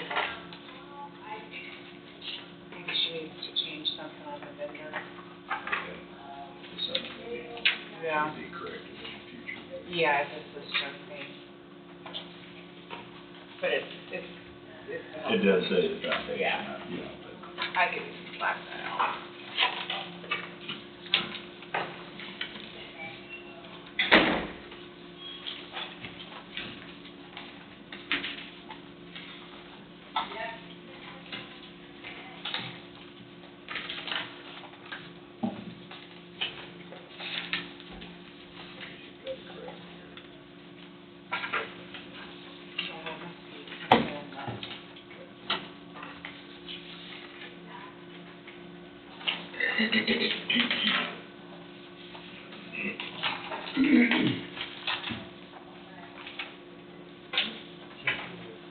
it's not with that. Okay. It's just this health foundation. Oh, okay. Golf tournament. Okay.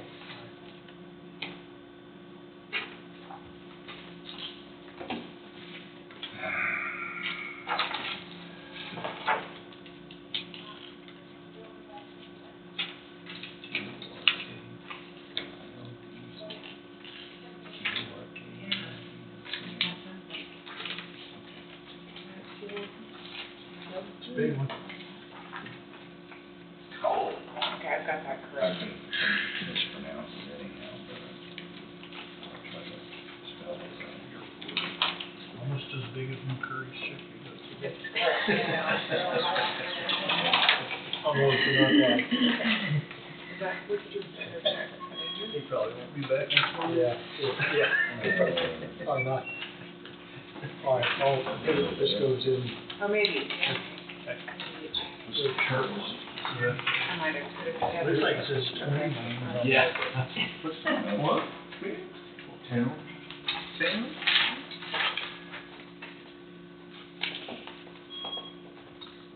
You see, saw something on the internet. Seen that personalized tag.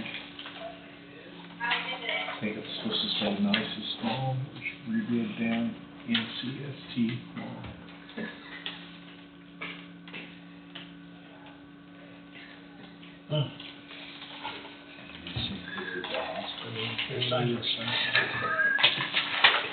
Could be, I don't know. Or I guess it was, okay. What? You don't know. Did you? What? Oh, I missed. Wow. Wow. Could be. Both of us. Both of you. Holy smoke. No, I signed mine here. I don't know what it is. Well, you called here specifically for you, Okay. which one you want to commission? Roll call. I said, what's it regarding? And he said, the commission meeting on August 27th. Maybe it's, Did you hear from the EMC about our building? I know, I have not heard anyone. Nothing? I mean, he's, Building downtown. I'd let you know. Insurance claim on it. That was for the lift. That wasn't for the building. I thought it said it denied for the building too, did it not?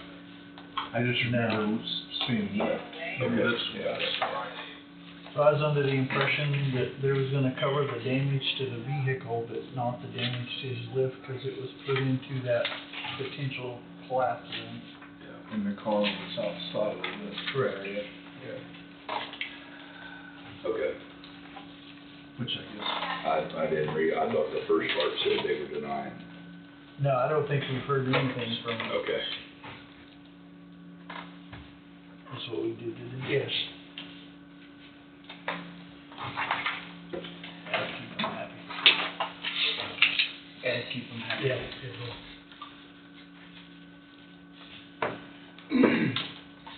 Where'd we go to lunch today? Oh, you mean here?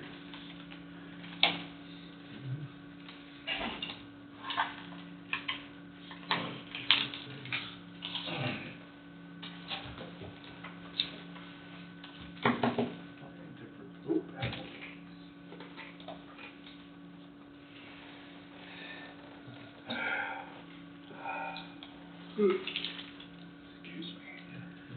too. Get that started.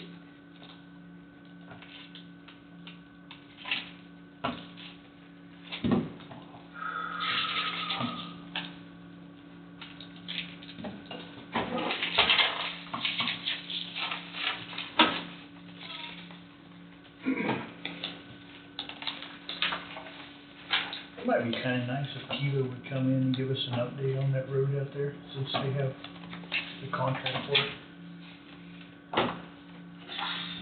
It's fine with me. I think they ought to, seems to be a lot of questions out there. I'm glad Brian, That right, got involved in it. yeah, yeah, yeah. Trying to stay in the shadows.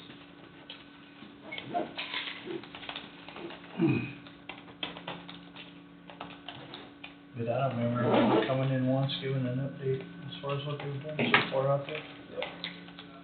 I don't think they have. It'd be nice to get those corners all done. And to get the stripes on and get it finished up before it comes up. Yeah.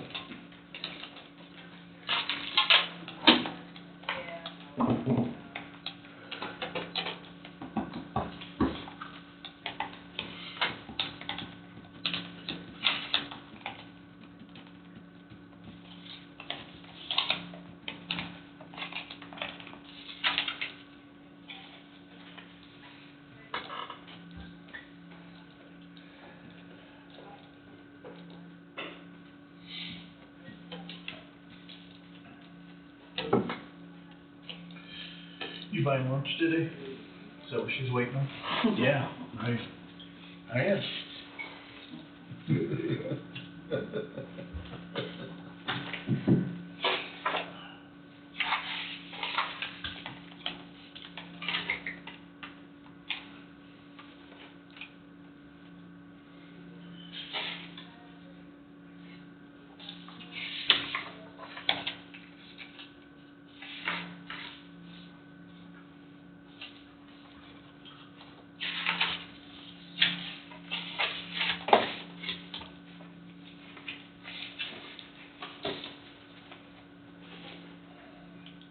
All right. We're done. Unless you got anything else that's on down there. I can't find anything else right now, so. Okay. Better get while it's getting good. That's right. We'll adjourn at 12:13. Thank you, everyone. Oh. Take care.